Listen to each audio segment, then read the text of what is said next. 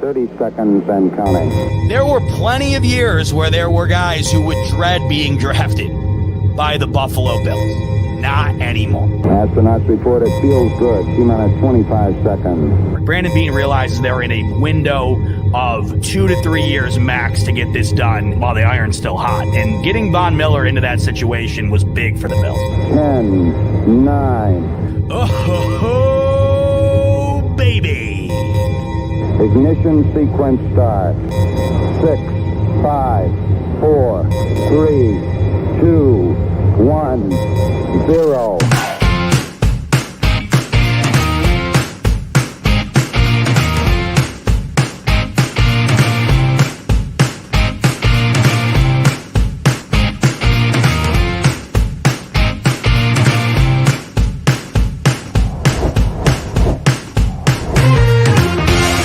Great interview, guys.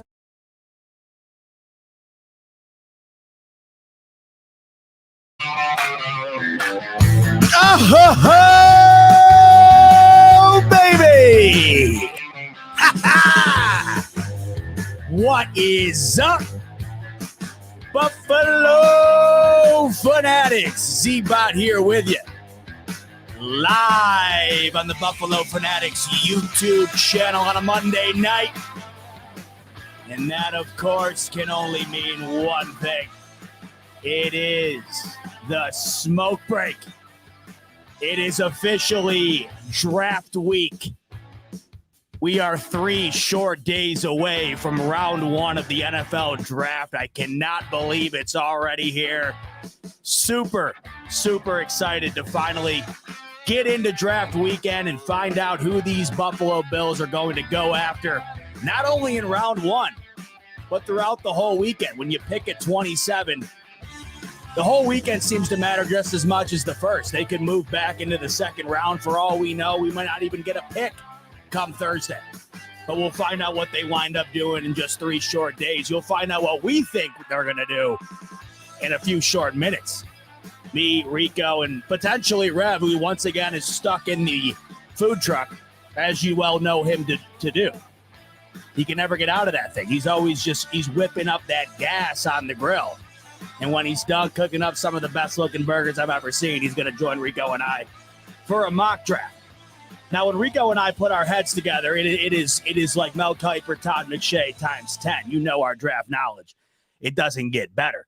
And we're going to deliver that to you right here tonight on the Smoke Break. Good to have you in. We are going to talk about the draft extensively tonight and, of course, doing a mock draft. We'll see how long we get into it before Rico and I fall asleep. Once you get to round 4 is when you just start throwing the dart at the wall and say, hey, man, I hope it sticks. I hope this guy turns into the next, Jerry Rice, Tom Brady, you name it.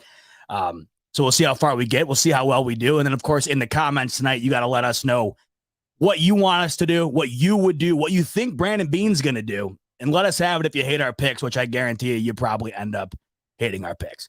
And I guarantee you we probably end up hating our picks too. Who knows? We'll talk about all that tonight, and it'll be a lot of fun doing this mock draft. But before we do that, we got to talk about the biggest news in the NFL, which just so happens to, it depends on where you're at on it, but I would say it dramatically affects these Buffalo Bills and, of course, the AFC East. Aaron Rodgers is officially a New York Jet. And with that said, I bring in my main man, Rico, to talk all about it. Rico. Hey. What is happening before we even say anything right now? Comes across your screen today. Yeah. It's Adam Schefter. Hey. He's got the details, breaks the news. Aaron Rodgers, a Jet. Your instant thought. Bring it on, baby. Bring it on. Listen, man, old man Rodgers 7 years ago, cool. You know what I'm saying? You know what? I got to put some respect on old man Rodgers. Rodgers can still sling that rock. There's no question about it. But now you're going to a new team. You made it just in time for OTAs, whether the Jets have started it or not. So at least you're there. I thought this was going to go longer, but hey, they settled it. They now have their quarterback. So now it's about the Jets, Bills, and the freaking Dolphins. The Patriots are just... Ooh. You mean to tell me you don't think Juju Smith-Schuster is coming in and flipping the whole thing around this year? You don't see it happening? Listen, man, maybe Juju comes in and just handles business, but I got to put some respect on Rodgers' name. He is one of the best in the game. He's a Hall of Famer, no question. So to say 7 years ago, but you know what? He is older. He is older. We've seen some guys decline. We saw Father Time hit Tom Brady as well last year. I mean, but Tom Brady is almost 65 years old, so it's expected. But Rodgers coming to the AFC East with a new squad, familiar offensive coordinator, so there's gonna be some good things we'll see from the Jets. I mean, the Jets were already scary last year. They were already scary last year. Now they have a freaking competent quarterback. Boy, oh boy, we're in for a doozy in the AFC East. That's for damn sure. That's Rico's thoughts. How about my main man, Rev, who decided, hey, I'm done with the food truck tonight, baby. Let's get on the smoke break and talk a little draft. What's up, brother? He left the mic in the food truck. There we go. Get the mic, big guy. What's up, brother? He's he's on again. The food truck. I think you might have dropped it in the deep fryer. You got me? You good? You go? He's not Somebody's good. messing around, bro. No. We're good now. Are we good? Because I keep on clicking it and I see it going off. Okay. What's happening, baby? What's happening? All right. So I'm going to ask you the same thing I just asked Rico before we even get into saying even hello. What's up? You see it today. Aaron Rodgers, New York Jet, instant reaction. What was it? To be honest, bro, I didn't even know until right now, bro. That's how much it matters to the AFC East, folks. Who cares? I've been out of it, man. I've been out of it. So like when I heard you guys talking about it right now, I was like, oh dang, well, all right. I mean, it was to be expected, right? This whole thing has been in the works for a while now. So I mean, I'm with Rico, man. Like the Jets beat us last year, right? With Zach Wilson. They're better with Aaron Rodgers. Let's not even pretend like it's like they're not going to be a better team. They've got a future Hall of Fame quarterback now. Let's see how motivated he is. I'm assuming he's going to be very motivated to play, at least for this year. But you add the weapons that they have on offense, they're going to be better, at least on paper. So yeah, man. I mean, the AFC East is not going to be a cakewalk like we think it is. Certainly is not. Listen, I was still holding out hope that the Jets were going to jet, and the more I was hearing about the Packers trying to kind of kick their heels in and not let in on, or not let up on what they were demanding from the Jets, I was really hoping that something was going to happen where this whole thing fell through. It would have been the funniest thing ever, but instead it does happen. And like you said, Rico, I think it happened a bit earlier than I also thought. I thought we would maybe hear this on draft night because we all know last year Aaron Rodgers hijacked the draft by announcing that he, whatever it was, he was, I forget exactly what the hell happened. It was 2 years ago. They took Jordan Love. And then the following year, Schefter put out that thing about Rodgers, whatever. I thought he might have just pulled another one of those this week. He didn't. But let's talk about how this affects the Bills, because that's really all we care about. We do not care that Aaron Rodgers is a Jet outside of anything to do with these Buffalo Bills.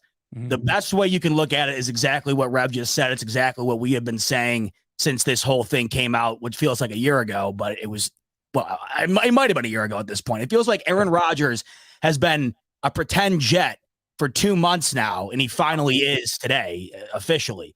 But I've been saying this ever since it pretty much became inevitable.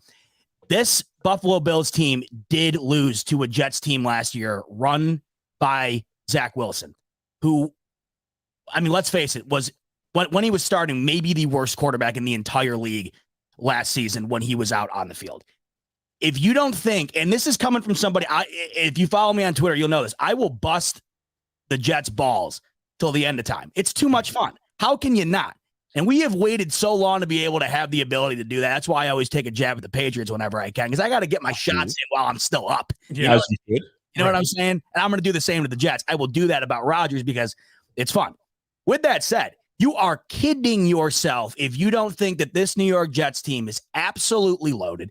You're kidding yourself right now if you don't think that this offense, as far as on paper is concerned, is on par with these Buffalo Bills. You're kidding yourself if you don't think that defense is absolutely stacked. Quinnen Williams was on his way to 20 sacks against the Bills before he got injured in the second game. This New York Jets team is legit. They were a quarterback away. We know that. I continuously keep hearing Aaron Rodgers is old. He's aging. He's not going to have a great year. I got to tell you this. Aaron Rodgers does not need to have an MVP season for the New York Jets in order for them to be competitive. We saw them be competitive last year with perhaps the worst quarterback play in the league. I'll tell you right now, Aaron Rodgers is not going to be the worst quarterback in the league. Around what that Jets talent is right now, and they're only getting better, and they're only getting, they're younger than hell. I mean, that whole team outside of the old man at quarterback is young and will continuously be with this team for the foreseeable future. You cannot underestimate what this New York Jets team is. I'm seeing a lot of that. There's a difference between, and I know you guys agree with me, and this is what everybody does when stuff like this happens, and I hate it.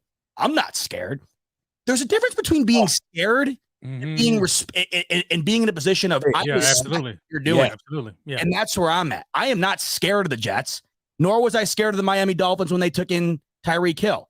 I respected it because that showed me, one, we're doing everything we can to compete. Two, we have to do this in order to be able to compete with the Buffalo Bills in our own division. Miami Dolphins have done it, and the Jets have done it. Yeah. So the way I see it, boys, I do not fear the New York Jets. I respect what they have done over the last several seasons to not only pull themselves out of the depths of hell as far as the franchise is concerned, but now you could argue really put themselves in a position to be one of the better teams in the AFC if things go right, because they were heading in the right direction last year.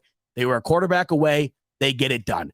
So I'll start with you, Rico, before we get into everything else tonight. When you're looking at the Patriots, Packers, tomato. You're looking at these New York Jets now, led by Aaron Rodgers, and you see what they have been building towards. You see that flashes last year where you're like, wow, that's they're coming along.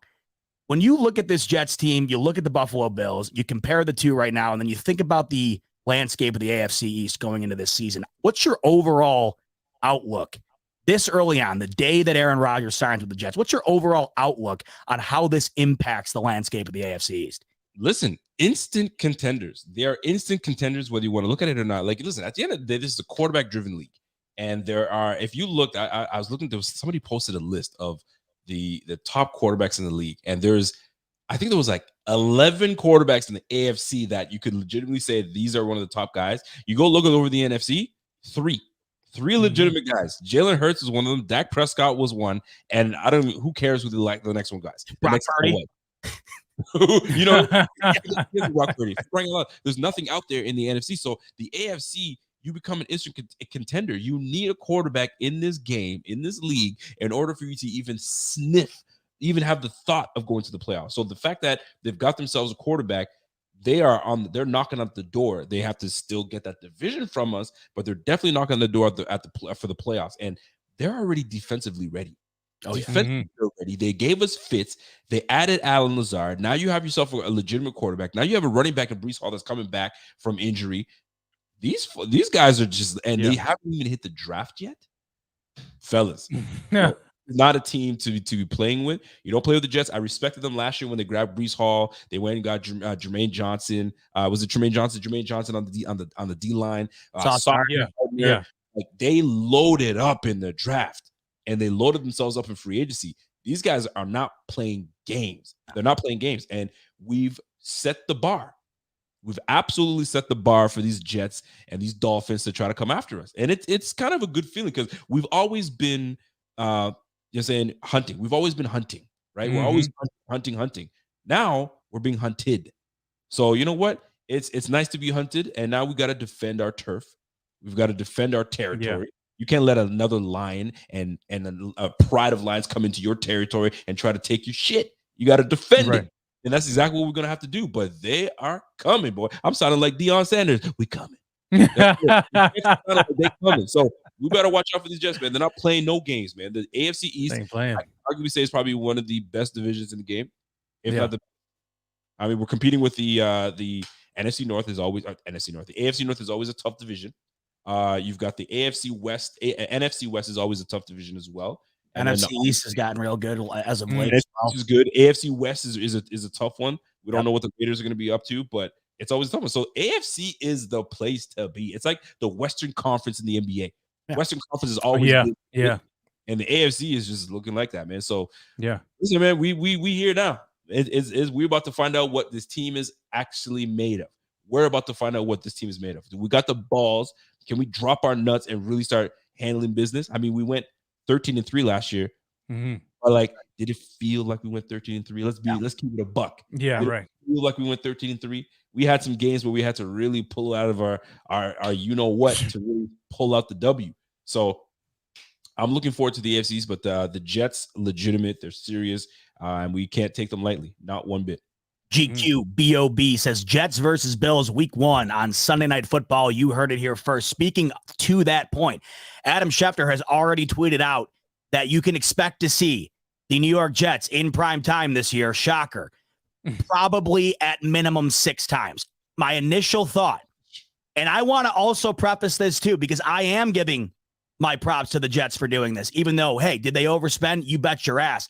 But guess what? The Jets haven't been relevant or haven't been near playoff bound in quite some time. We saw the LA Rams do a very similar thing when they went out and got Stafford. It resulted in an immediate Super Bowl championship. We know they're paying the price now, but at the end of the day, any of us Bills fans would do the same to have that ring. The Jets are trying to do the same. So my immediate thought, however, to the counterpoint, because this could go one of two ways. Aaron Rodgers is a very polarizing player, especially off the field. He is not easy to deal with, and I guarantee you it's not going to change overnight when he becomes a New York Jet.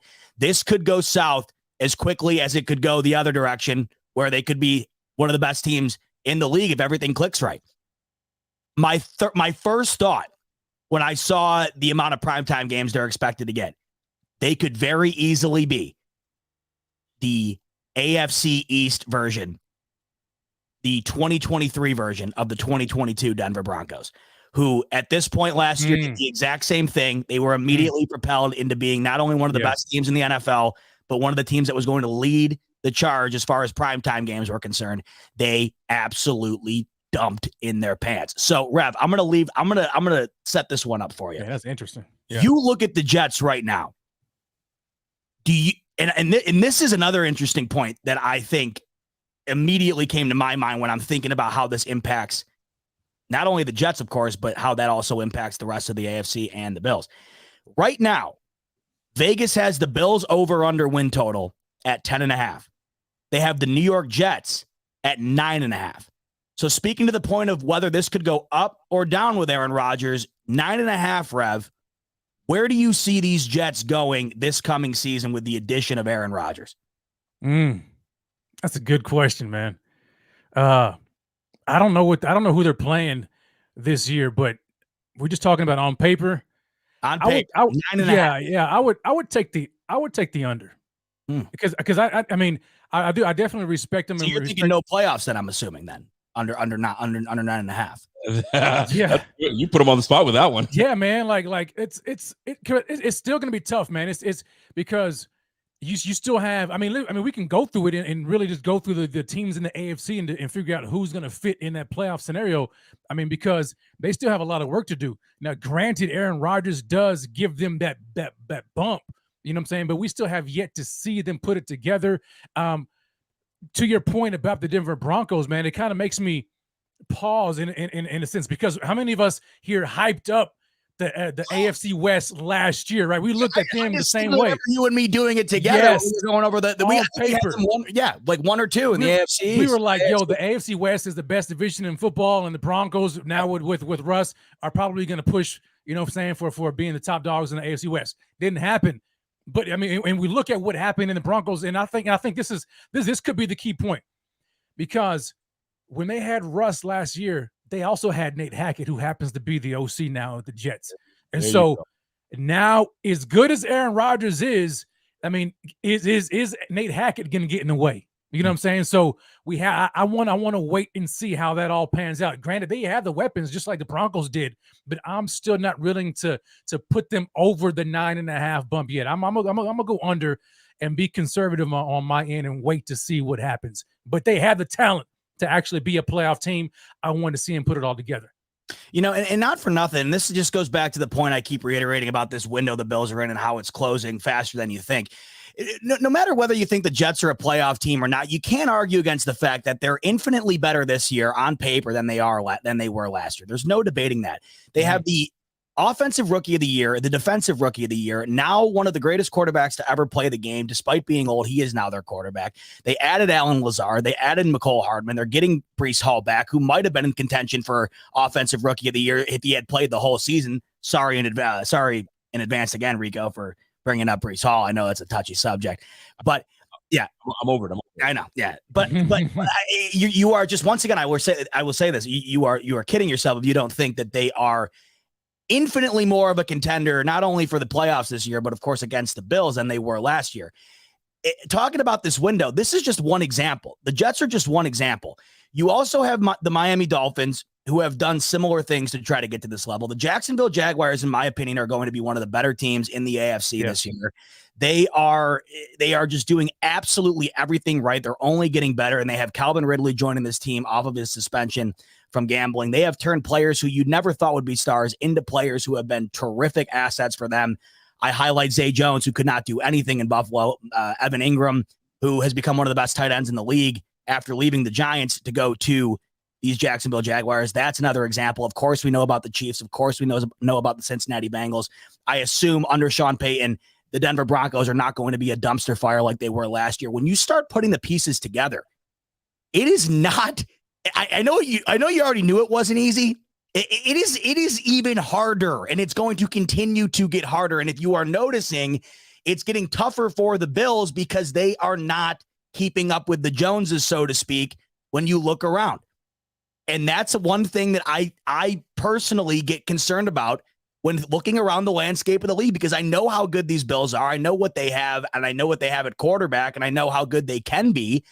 But two things can be true at once. The Bills are still an unbelievably good team with a great roster. But when you look around the rest of this AFC, I mean, Rico, you look around right now, and I said this the other day, and it's a debate that I think is a fun one to have because I think there's plenty of ammo on both sides. I look around the AFC, and I think that there are 6 to 8 teams currently that you could argue have a weaponry unit and or a roster on paper that is on par or better than the Buffalo Bills currently right now. What would you say to that? Let's go through it because you happen to be. It's like you were looking at the expressions on my face as I'm going through, because I'm looking at how we ended last year, how the other teams and other division foes ended last year, and sometimes you lost too many games at the beginning of the year, and you get on a run, but it just wasn't enough, and that's what I feel about the Jets. I'm not saying that the Jets were could have made a run, but if Mike White stayed healthy, they could have easily made a run to try to make this playoffs. But anyways, let's go through it, right? The AFC, right? So if you look at Kansas City Chiefs, we know the Kansas City Chiefs on paper, they're just as good, just as potent as the Bills, right? No question about that. What if you look at the LA Chargers? Would you say they're just as potent offensively? Where there's two offenses right there. The Raiders, we're not sure about the Raiders. I mean, they're going into a new quarterback. I not to cut you off, but I'm glad you brought them up because they are one that I think is a great argument because they're fringe to me. Fringe. Because the run game could easily get in there. You could argue they have a better wide receiver too, and they have just as good of a wide receiver one in Devontae Adams as Stephon Diggs. Yeah, obviously the quarterback. We're talking simply weaponry here, by the way. There's no replacing Josh Allen. I mean, Jimmy Garoppolo, right. Josh Allen. It's not a comparison. But Rico, what are your personal thoughts right there on just that one alone? If you look at it, it's closer than people think. Don't you agree? Definitely closer. I mean, they got a really good slot receiver in Hunter Renfrow. They got obviously Devontae Adams. I think is one of the best receivers, if not the best receiver in the game right now. Then you got a number one RB. You can't sit here and talk about Jacobs and I look at that's a legitimate offense. They're just a quarterback away of making things happen. Unfortunately, Carr couldn't make it happen. Who knows why and how because even then they were scratching their heads like, how are we losing these games? We're supposed to not, right? So 3 teams legitimately that could be as potent on the offensive side, but I'll just stick with 2 with the Chargers and the Chiefs. Let's move on to Jacksonville. Hey, Jacksonville, play. They got some weapons, baby. Play. I'll be honest with you, man. I was thinking about like last year in the playoffs. I was like, man, if we match up against the Jags, bro, that's gonna be a tough matchup right there because they got some weapons. Listen, they got receivers. Yes. They got a tight end that's like a receiver, but man, James got to sign back. Zay Jones has just reinvented his career out there. Right. Christian Kirk had a really good year. People don't want to. He did, man. A lot of money.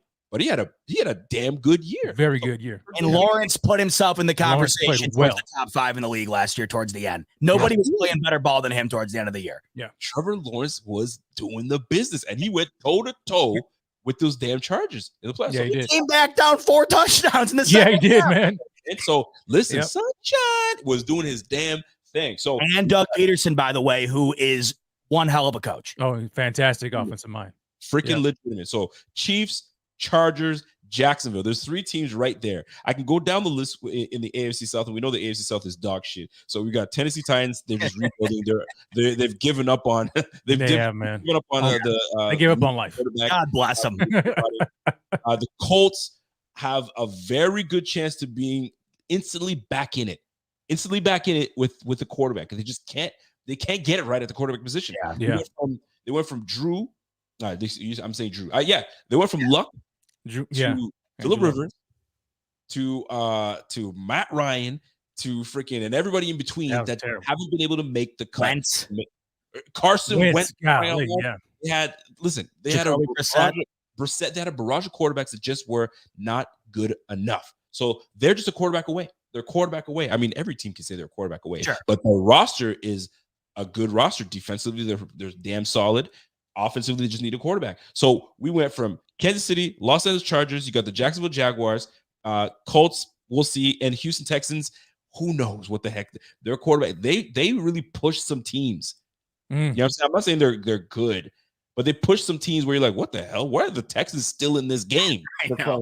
Yeah, wondered, right? Yeah. So let's move on to the AFC North. There you go. You know the AFC black and blue division, right? Cincinnati, legit. I already know it. Right? Yep. You got Jamar Chase, Boyd. I think is Boyd coming back for one more year with them? They're looking to deal him. That's the last thing I heard. Boyd, Higgins, freaking and Chase. Mixon. And who knows what's going on with Mixon. Right. All right. And you got P. Ryan. Legitimate offense. Don't play with me. We saw it. Oh, yeah. We saw it firsthand. Up close and personal. I wish I had. Up close and personal, baby. Damn right. In the snow at home. I mean, I think Rev was literally right. He was ready to call it quits. Oh, dude, I was already nowhere. We were like, I already knew it. I was like, man, look, we get. I remember staring in the mirror. I remember coming into this room, but after that game, I said, "Is this really what I'm doing? This is really what I got going on." That shit show. I was like, you gotta be better. It wasn't good. It was ugly, man. It was ugly. You're looking at like Jacksonville, Cincinnati, Baltimore, and if obviously OBJ going to Baltimore, and they're most likely gonna draft a receiver. So they're gonna, with that addition of OBJ, you add one more, and with the pieces they already have now, and Andrews, Mark Andrews, in a running game, and they made the playoffs last year with. And they should have knocked out Cincy. They played him 10 times better than we did. Yes, they did. So, they did. Let's not sleep on these freaking this AFC. This AFC is legit, bro. We didn't even mention the Dolphins. Baltimore, Pittsburgh is going to be better. I mean, they're still going to be better. Thing. And then Cleveland's just, it's Deshaun Watson going into another year. I think he'll be way better than he was last year. So that division is disgusting. All right, good luck to them. So all 4 quarterbacks on those squads can do some damage. You saw what Kenny Pickett did to us. He picked us apart for like almost 300 yards. 300 yards. Kenny Pickett. Yeah, exactly. You feel me? George Pickens was eating us up, man. That's right. Yeah. But Yeah. The only reason I overlooked that is because the Bill. Remember, they came out of the gate with that 75-yard or 100-yard touchdown to Davis. So that was the only difference. But you're right. Yeah, I mean, there was plenty of quarterbacks who had their day. Pickens and Pickett, they really picked us apart in that game, man. They really get at us. And then obviously we go to the AFC East. Bills, Dolphins, Jets. Come on now. This is a legitimate. It's loaded, man. Dude, this is like the 90s right now with this AFC East. I mean, this is going to be fun. I'm excited for it. And that's why I was saying, go ahead. We cannot afford to lose games. We can't afford to lose the games in the AFC, and that's for damn sure. AFC, man. Every 4 losses, 5 losses, fellas. Oh, you're probably gonna be on the outside looking in. The territory of I'm not saying panic, but you're in the territory of shit. We can't lose any more games. I got to tell you this right now, boys. I think two losses in the AFC East, you're screwed. That and Who like lost is In the is AFC little- East, yeah. might have to be a little more than that. I don't know. I'm talking about winning the AFC East. Oh, I think okay, if you okay. lose two of them, I mean, then it's going to all come down to tie breaking and how well you do outside of the division. But think about it: with those three teams, I don't see how you could drop more than two, which is not an easy task right now when you look at it. And you would assume that all three teams beat New England the way things stand, right? So it is quite literally going to come down to those three beating the shit out of each other to try and win the division. And it's going to be awesome. Don't look at it like a negative thing. It's going to be funner than hell. I can't wait. Fun. Every fucking game we watch, we're going to be on the edge of our seats. We're going to have doctor on call because I might be going and come and get me back up again because we're going to be on the edge of our seats. And we can't have mistake Josh. We can't have that. I mean, there's things I'd like to touch on, but I don't think it's the appropriate time to touch on. But like, there were a lot of distractions, if you will, that plagued the Bills last year. And like a lot of it was things that we could not control, and a lot of things were things that that happened outside of the stadium. So like, there was just a lot of things going on with this team that maybe got our focus off. So we got to get right back to it, and we got to every game freaking counts. And I know like cliche, one game at a time, mother effer, one game at a time, dude. You better win them all, dude. I like the fact that Josh is more focused now than ever. Is he ever? That's what he said. On that. I want to talk about what Sal's saying right now because this is exactly what I'm talking about. And this, I'm not trying to call Sal out here. I'm just using it as an example. This is what everybody does. You talk about the reality of the situation, and then it immediately gets confused for you saying, oh, I'm scared. I just got done saying 10 minutes ago that I'm not scared. What I am currently is aware of the fact that it is not the Bills and everybody else like a lot of people still think it is. You break down what this AFC East or this AFC is. I mean, the AFC East is a major part of that. Two of the better teams right now outside of the Bills, you could argue, on paper, are in the AFC East. I'm not saying I'm scared. What I'm saying is this is not what last year was, where you go into the year and you are the odds-on one. Like everyone had you going to the Super Bowl. Everybody did. Now, of course, this year there's still plenty of people who still have that, and rightfully so. But what I'm saying is, it's not being scared. What it is being aware and respectful of the fact that when you look around this conference right now, it is going to be even harder this year than it was last year. And it was no cakewalk last year. Yeah, absolutely. I mean, I agree 100%, man. That's why we got to be careful, man. Yeah. And I know people don't like to hear this talk when we say, hey, look, every game matters, or what I'm saying, like this is a must-win game. But fam, these games are must-win. We like Rico said earlier, man. We can't afford to lose any of these. And it's how they win or lose them too. That's another thing too. That's the other. Like last year, like you just were talking about, Rico. It didn't feel like 13-3, right? Because there were so many games where they just looked like a shell of themselves, but somehow it's just a testament to how great they are. They'd find a way to win. I am never disappointed. Obviously, I'm disappointed if you do it 7 times. I'm gonna have a heart attack. But I'm never disappointed in 1 or 2 losses a year, like the Chiefs game, for instance, where it's just like, what more could you have done? I mean, it was unbelievable. Like you're gonna lose games inevitably. That's for sure. But I'm talking about, this is such a prove it year for everybody. We already know it's a prove it year for McDermott, but now that the AFC East is stacked up like this, think about it like this. The Bills, since their new realized reign of the AFC East, think about how easy it's been. I mean, be honest with yourself. Think about how easy it has been since Josh Allen has propelled himself to one of the best quarterbacks in the league and Tom Brady went to the Bucs. Think about how easy it's been. Now think about what it is currently and realize this is the best it has been, bar none. And with that in mind, it immediately pushes to the forefront the first opportunity the Bills are going to have because we already heard the talks last year with the Dolphins. Remember, everybody was calling for the Dolphins to win the division. Now with the Jets having what they have, this is the first legitimate opportunity for the Bills to step up and say, nope, I don't care what you have and who you are. You keep trying, just like we all did against the Patriots for 20 years. You keep trying to get on our level and pass us in the East. You can't. Keep doing it next year. Give it another crack. but not this time. This is the first opportunity to do that. Well, and here's the thing, folks. Could you honestly, and I gotta go back at Sal, because Sal was coming and saying, you sound scared. Do you know how often I see that freaking comment? And it's not to just get on Sal, but I'm gonna get on Sal's ass because he put it out there. You know what I'm saying? Yeah. So I'm gonna get on your ass, Yeah. Sal. And you guys sound scared. Fam, did you see how many games we almost lost?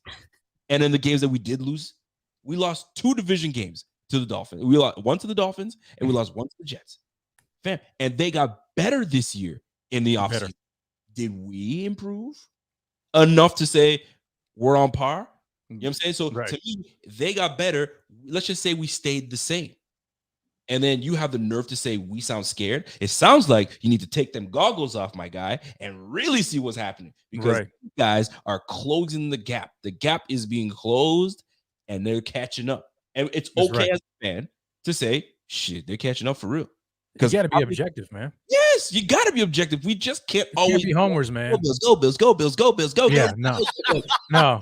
Like my man, like my man Blakely, you're 20-0. I'm like, look, I ain't going there no more. That's Scott in the same room right now. Pierre admit, no, ain't happening. We're going 20-0. What am I supposed to say? We're going to lose 7? We might. Shit. I am. But the thing is too that I always like to say about this, especially because it's fun to say it when you have a good team. I am actually the complete opposite of scared. This excites the hell out of me. The competition and the must-see TV. I mean, think about this. You are now getting 2 games this season against Aaron Rodgers, guaranteed, of course, in the division. You're getting 2 games against one of the best wide receiver cores in the league in Tyreek Hill and Jalen Waddle. That's must-see TV. You're getting a game against the Kansas City Chiefs, which we always know is the best game of the year, whether you're a Bills fan or not. I mean, it is awesome. When you have a good to great team, depending on what week, it's a week-to-week league, but you're never going to get less than good usually from these Buffalo Bills unless you're playing the Cincinnati Bengals in the divisional. I digress. You are getting a team going into this season and an AFC going into this season that is setting up for one hell of a year. And I can't wait. Listen, Sal, I saw that. You don't need to get them. I got them downstairs. I haven't had to wear them since the season ended, but maybe when the draft kicks off Thursday night, I'll put a pair on depending on what happens. But this kind of brings us full circle, boys, because why are we talking about all this? We're talking about all these other teams and what they're doing. What them Bills gonna do? And when I look at what they're doing currently, or maybe the better way to say it is what they haven't done yet, and I'm looking what these other teams have done.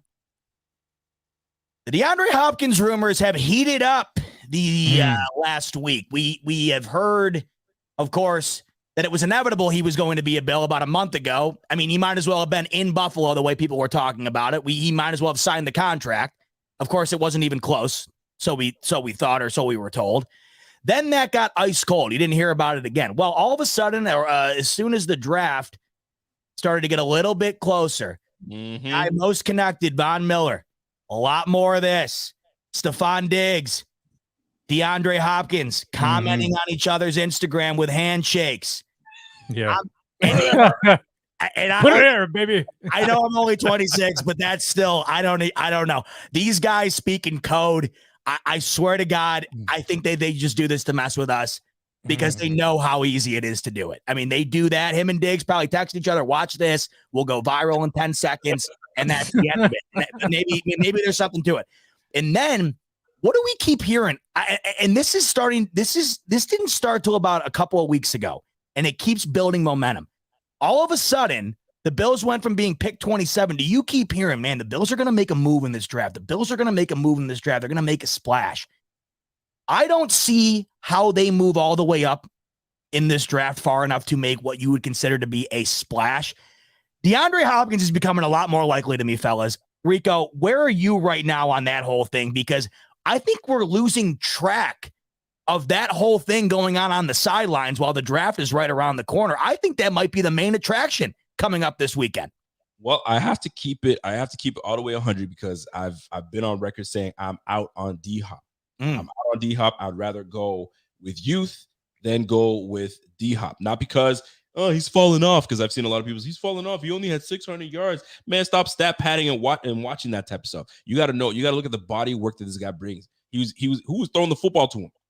Who was throwing the football when Tyler went down? Right. I don't know who John Skelton. I don't know who the hell the quarterback was. I honestly, I don't know. I don't know. Right? It doesn't matter. It doesn't matter. No, I didn't. No. He put 600 yards up with whoever the hell was throwing him the football. Right? So Colt McCoy, I think the quarterback was. But anyway, it's not even important. The point is this. All right. You have an opportunity to get a top 10. You have an opportunity. If we have, tell Pierre to shut his ass up. If we bring in a D-Hop to this team, jokes aside, we bring in D-Hop to this team, he instantly makes us better. There's no question about it, right? Well, what about Gabe Davis? What about Gabe Davis? What about Khalil Shakir? What about them? They're still on our team. Right. They're still going to contribute, but it's the big dogs, right? You have Sauce Gardner on one squad, holding it down on that Jets defense. You got Jalen Ramsey that just got added to the Dolphins. You need to I forgot about that. Your quarterback an opportunity. You need to give your quarterback an opportunity to put his head on the swivel, right?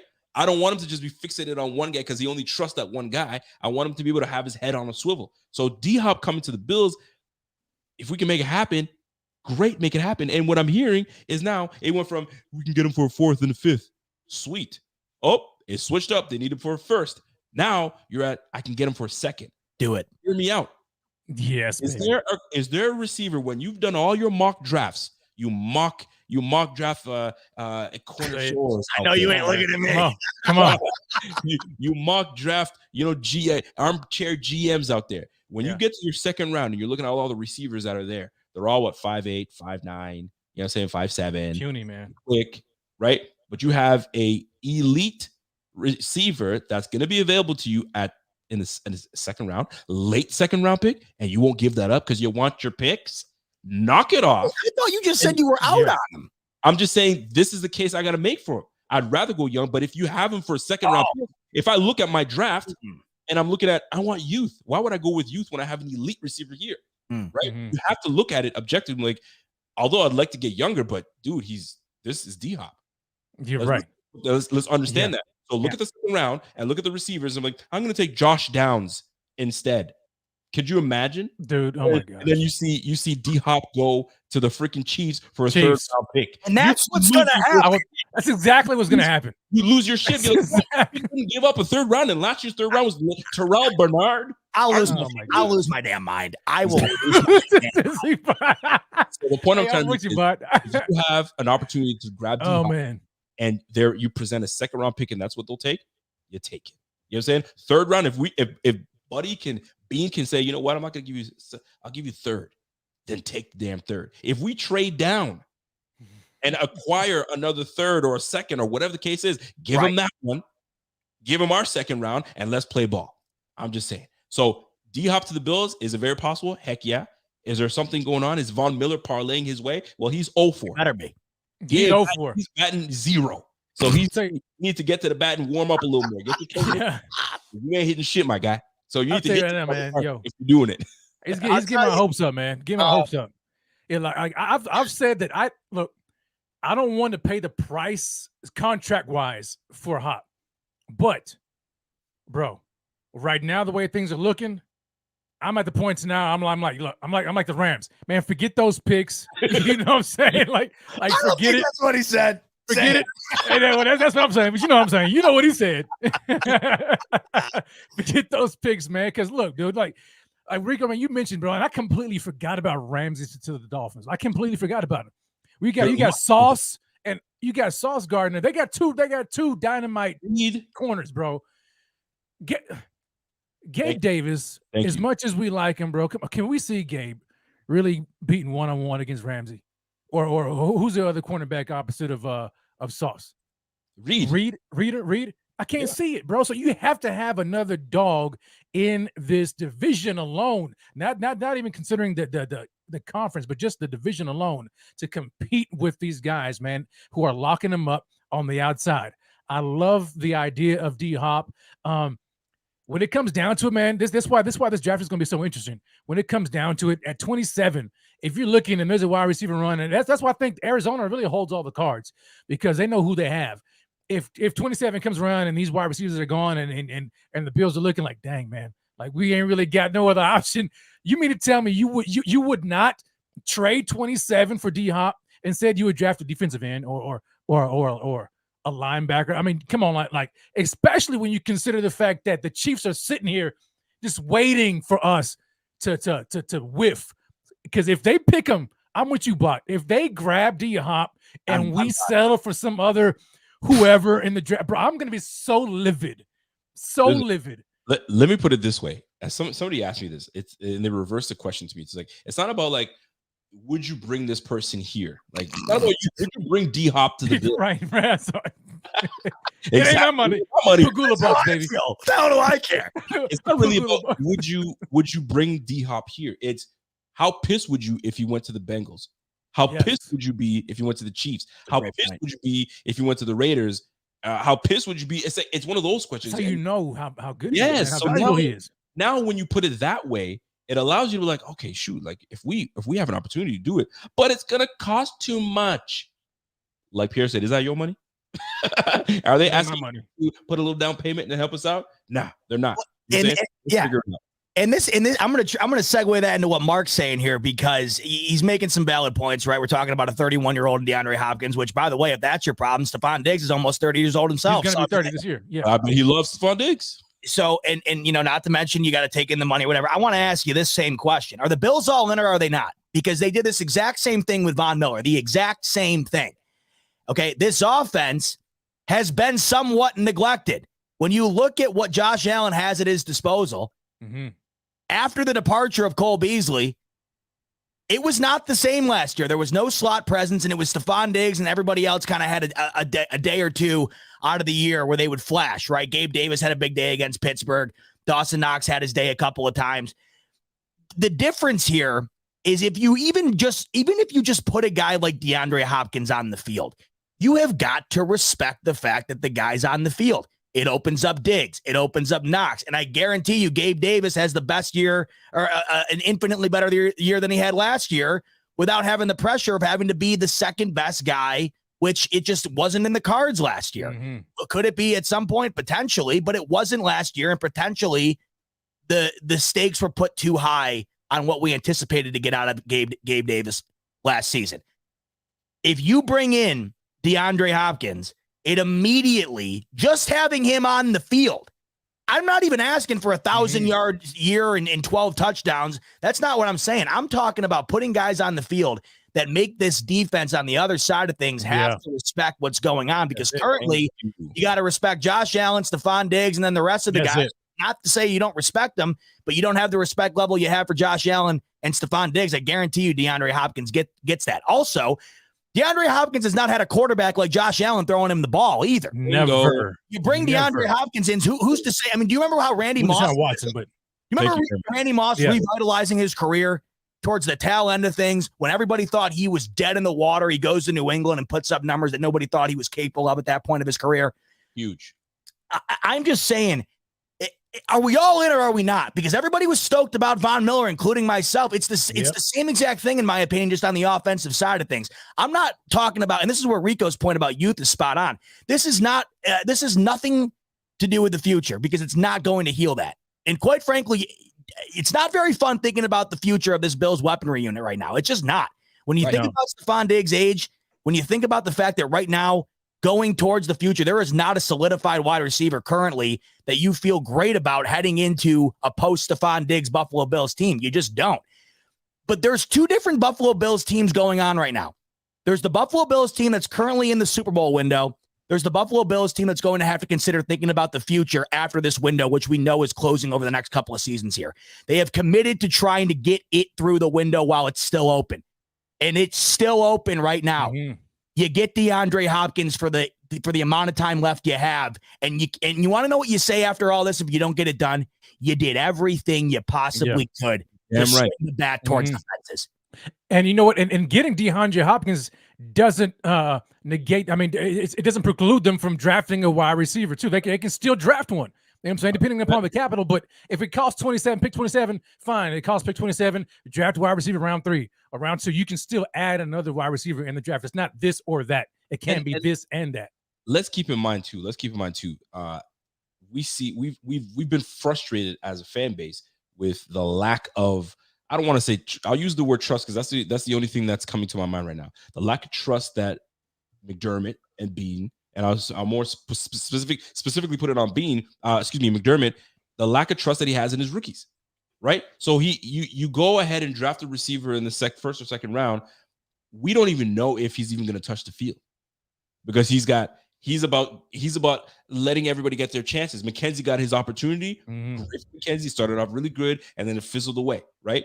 Shakir, we've been asking for Shakir. Get Shakir back in the game, and now we're asking for another receiver to come in to have him sit. We don't have the luxury and the time to have these guys sit. We need to win now. Now is the time for us to win and get these guys going. So if you can get on the younger end D-Hop, experienced D-Hop, a more rejuvenated D-Hop, being thrown the football by Josh Allen for crying out loud. And you saw the way we were airing the football out at the beginning of the season. We were just bombs away. So you bring a D-Hop, you're going to have to respect the Dawson Knox. You're going to have to respect the Khalil going in the middle. You're going to have to respect Stephon Diggs and go one-on-one. And there's nobody that can stop Stephon Diggs one-on-one. So you bring a D-Hop, it changes the whole landscape of the offense. Absolutely. I want to touch on what the Rabbit in the Red Lounge is saying right here because I want to preface the difference in verbiage here. Okay, I look at these Buffalo Bills under Josh Allen as a book because there's chapters to this book. And that book will always have an opportunity to have a happy ending with Josh Allen. But you could say what? Maybe chapter 2 at this point. Chapter 2 is coming to a close quicker than you think. Okay. Stephon, I want you to, you say the window is always open. Is it going to be as open without Stephon Diggs, without Von Miller, now without Tremaine Edmonds, now without potentially Ed Oliver, now without potentially a wide receiver 1 that's considered to be one of the best wide receivers in the league? Now without Josh Allen being able to be as run heavy as he was in his younger days as he gets older, and that's no longer the preface of the offense. These are things that will happen quicker than you think. I'm talking about right now, the window of right now. That is a real thing. If you don't think that, Brandon Beane has solidified it to you. Going out and getting Von Miller last year, he didn't do that just because he thought it'd be a fun move for the fan base and the Bills go out and throw a party for the year and head home and get their stuff packing. He did that to win the Super Bowl last year. And guess what? Everybody thought that was the piece because if you turned on a TV once in the offseason last year, there wasn't a soul who didn't have the Bills at least in the AFC Championship at bare minimum. Get him, but it's because everybody knew that was the expectation. The year prior, the Bills were 13 seconds away from, in my opinion, winning the Super Bowl. They were going to the Super Bowl, and the way the Rams played, they would have whipped that ass. They would have won it all had the defense not been in prevent with 13 seconds left. This window of what this team is currently, I want you to think back about what the New England Patriots were for 20 years.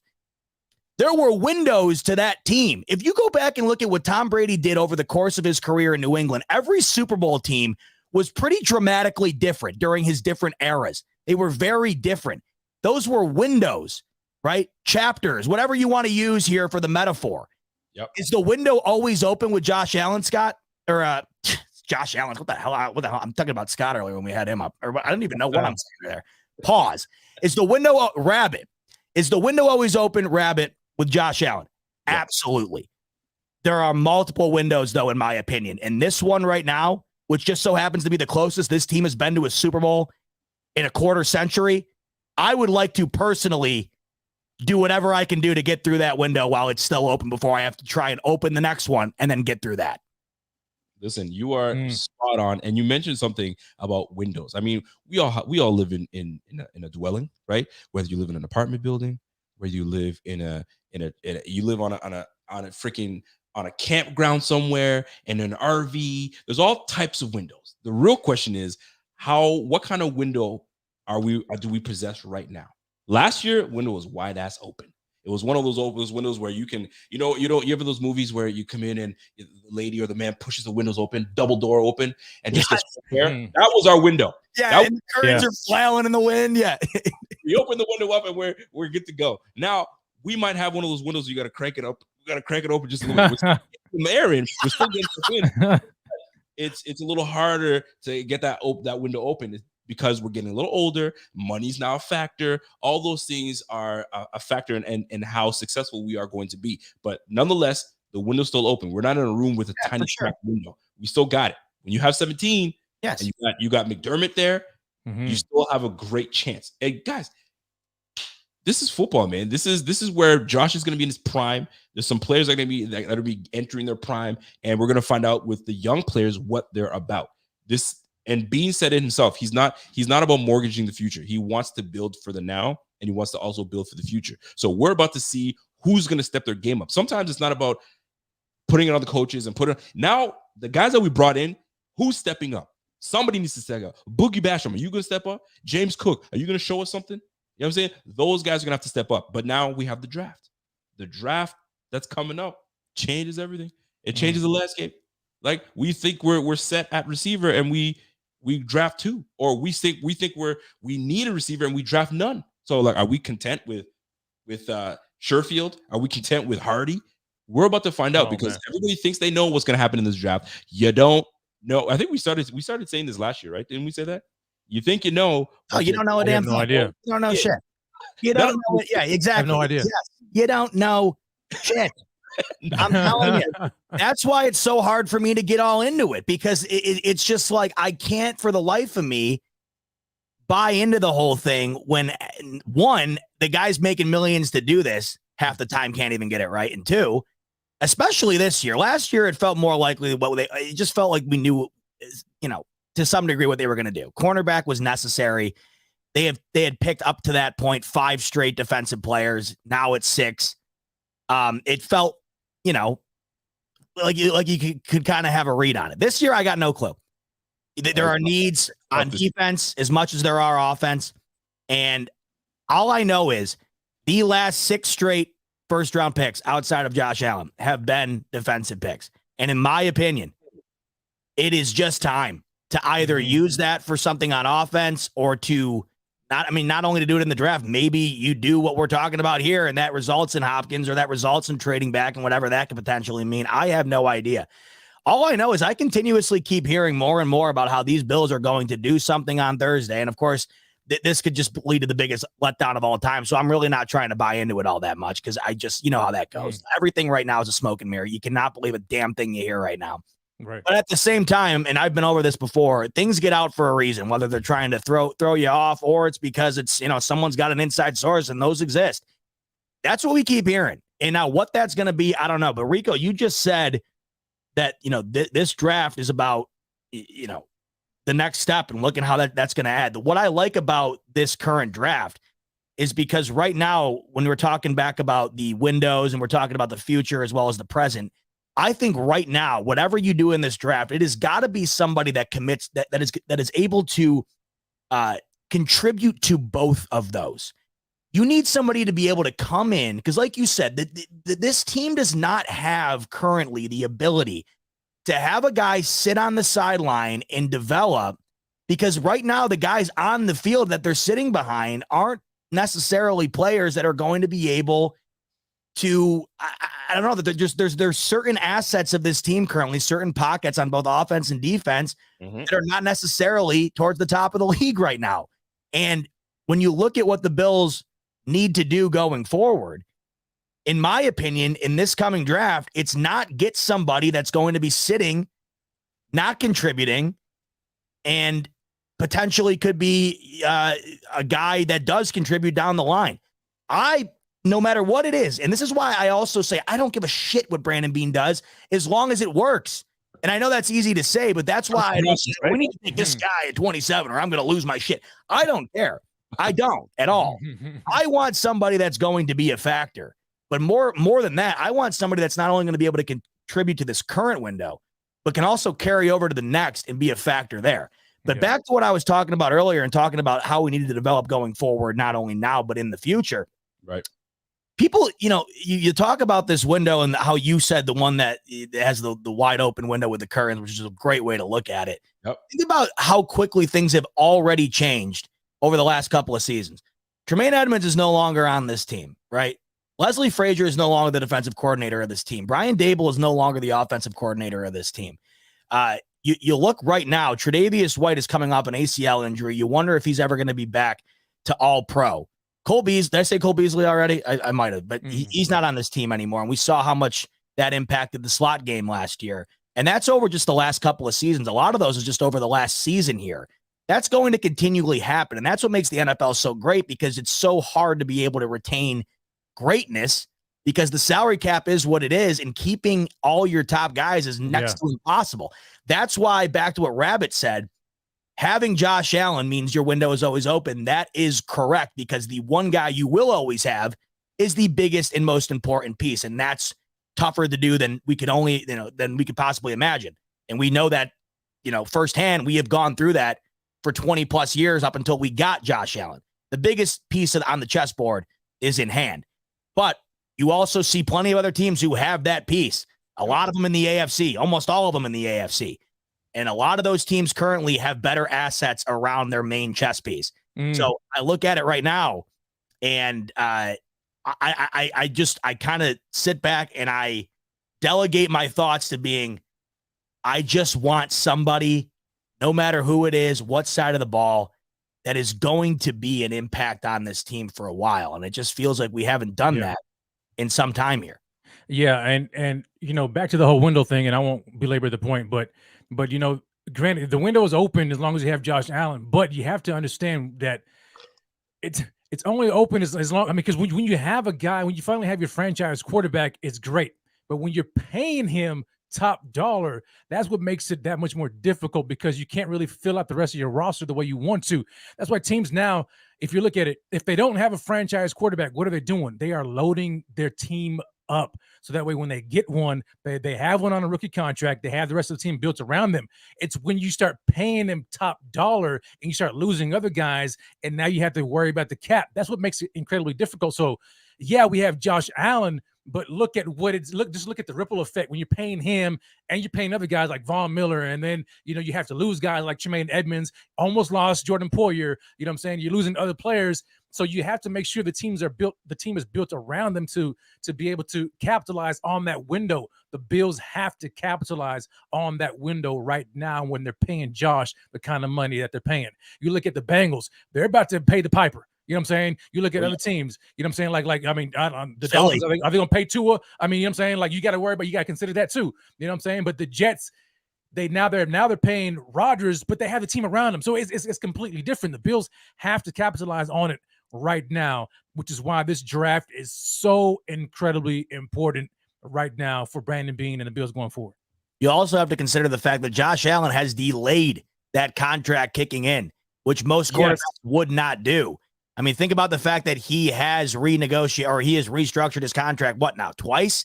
Yeah. I mean, that's unheard of. He's doing that because he wants to win. He wants to win. So that's a factor that I think a lot of people overlook. I talk about it all the time. There's aspects of quarterbacks that people overlook because it doesn't have to do with being on the field. This stuff matters just as much, and we have that currently. And it just goes to show you how much more important it is to capitalize on it, because you can only kick the can down the road so far before you have to pick it up, and that's going to happen at some point. So, and I got to jump in here because I was reading, I think it was Matt Miller. Somebody had an article, and Matt Miller was like, I think we all agree with this, and this goes on Pierre's last comment about, can we get a stud in the first, please? Minus Josh, we haven't gotten an instant impact first round pick since Trey White.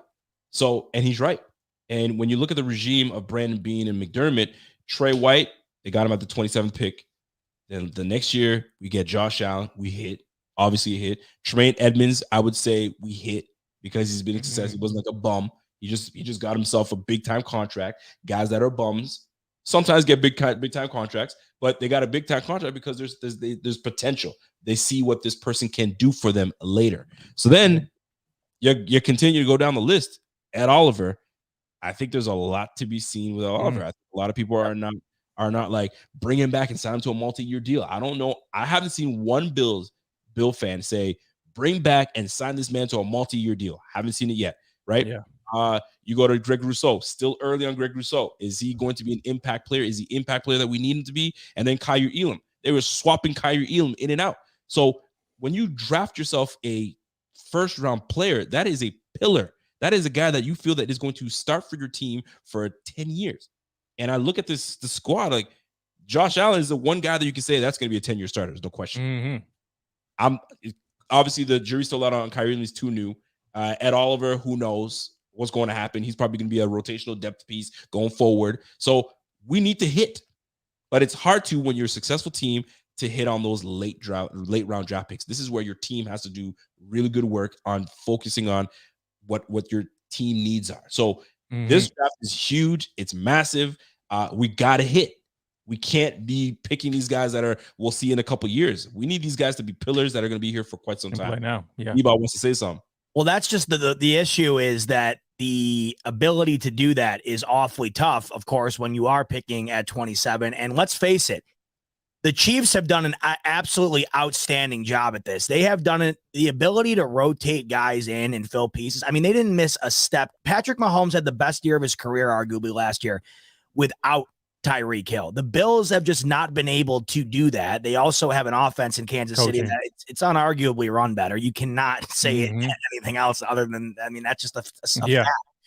It is not easy to do. And I think when you're spot on in what you're saying, Rico, they do need that guy. The problem is the ability to do that at 27 is probably the same odds of, like, I don't know. It is literally like hitting the lottery. I mean, that is the best way to put it. At 27, that far down, it's like Lamar with the Ravens, right? And at 32, and he winds up being the MVP 2 years later, and you're just like, holy hell! Everybody else in the league would have taken him at some point in that draft, including the Ravens, who passed on him once before in the first round. It is so incredibly tough.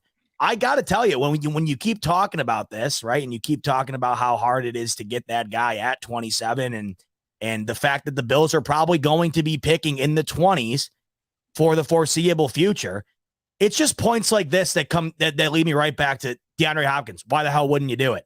Because you're not going to get that guy more than likely at 27. You're going to scratch the lottery ticket, or are you going to just take DeAndre Hopkins in for 2 years and try to maximize on what you've already spent ungodly amount of money on, and you've already committed multiple years to, multiple in which are Josh Allen being in his prime.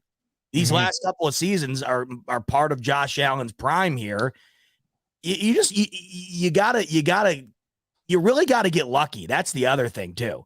And this is the first world unfortunate problem of being a good team. And I know it's taken us a lot of adjustments to get to this point because we're so used to not being in this situation. I think we're getting more used to it now. But this is the one thing that I don't think I'm quite used to yet, because we've never really picked this far down the draft board my entire life growing up. It would always be, when's the draft? And then you would hope to God the early round guy would hit, and it just never wound up happening. But that was always it's like with the Jets. I have some buddies who are Jets fans. That's the biggest thing they look forward to every year is who the hell is going to be drafted, and is he going to save the franchise? The Bills did. You got to remember, they did hit the lottery to the point of where they hit the Mega Millions. Josh Allen was the Mega Millions. Of course. Yeah. So not only did they get him, but other teams, including the Cleveland Browns, who drafted Baker Mayfield at one overall. Yes, they passed on him. That, my friends, is winning the lottery right there. The Bills would have to essentially do that again at 27 to get another guy, like what Pierre was saying, another guy like Josh Allen's type impact on this team. The Bills, I mean, it's like going to the casino. You win, right? And then you get that winning feeling and you just want to keep getting it and getting it. The problem is most of the time after you win, you just keep losing. That's the unfortunate reality. So the Bills are going to have to find other ways. And Josh Allen, the other reality too, is he's going to have to find a way to capitalize on things that aren't necessarily, all-star type teams. Because I'll tell you, Patrick Mahomes just did that, man. He just got Juju Smith-Schuster a long-term contract with New England. I can't believe what world I'm living in. Mahomes just did that. So there's two ways to look at it. Yeah, they definitely have to get better. That's 100% accurate. They also have to be able to compete at the highest level with what they have, because there's no excuse. There's other teams that are doing it. No excuse. That's what it comes down to, right? You draft, you want to build your team where you're grabbing for best player available. You want to fill your needs, but you got to go like instinct. Like Pierre making that comment. Garrett Wilson, Sauce Gardner, immediate hits, and throw in Jamal in that thing too, because he was impactful on the defense side of the ball. We must hit. We gotta hit. We got 6 picks. You better make your first 2 count. And not only must we hit, they better play him. Yeah. Listen, Z-Ball gets in a fight. He looks like he got some hands on him. I know. You, if Z-Ball gets into a fight with a big man, you better make your first 2 shots count. Make your first 2 shots. The king, you best not miss. Because if you miss, Z-Ball, I don't want to see you turning cheeks and running. You know what I'm saying? No. Square up with those last 4 picks for your rounds, right? So Bills need to hit on these first 2, man. Body shot and you know what I mean? A left hook. I don't care what the hell you do. Yeah. Get these 2 shots in and let's roll. I don't know what Brandon Beane's got up his sleeves, but we gotta hit. Well, let's try to hit like Davis did. I was just thinking the same. That body blow, you didn't think That it was body blow, anything. man. Next thing you know, Garcia, he's on a knee, man. Yeah, man. I'm done. Yeah, I'm just saying. So let's see what this guy's up to, man. We're about to find out. Yeah. By the way, delusional Pats fan. Or this is the wrong one. I didn't mean to bring that one up. Where is it? No, I did it again. No, Juju is not trash. I'm not saying that, but he's not Tyreek Hill. Juju was essentially the replacement last year for Tyreek Hill, and they still won the Super Bowl. That's what I'm saying. Juju Smith-Schuster does not get the contract New England just gave him if he was still on Pittsburgh last year. It doesn't happen. Ask my guy, delusional Pats fan. Is anybody scared of Juju? Is anybody scared of Juju? I'm scared that he's going to pop up on my TikTok feed at some point. I'm trying to avoid that at all. You scared of? Ain't nobody scared of Juju. I mean, I'm not saying he's a terrible player, but if I were to say, are you scared of Gabe Davis? You're gonna say, nah, I ain't scared of Gabe Davis. It's no different than Juju. And I'm saying they're not 2 on the same level. It's just that they're not good receivers, but I mean, what are you gonna be talking about Juju, man? F Juju. I totally hear you. Yeah, man. So we're talking all this. We're talking all this stuff, right? We're saying what we got to say. Why don't we put our money where our mouth is? This is where it gets. No, scared money don't make money. Right? You damn right. Listen, how are we gonna make these calls? Are we just between the 3 of us? We just say, yeah. We're gonna be a collective. Here's what I thought we'd do.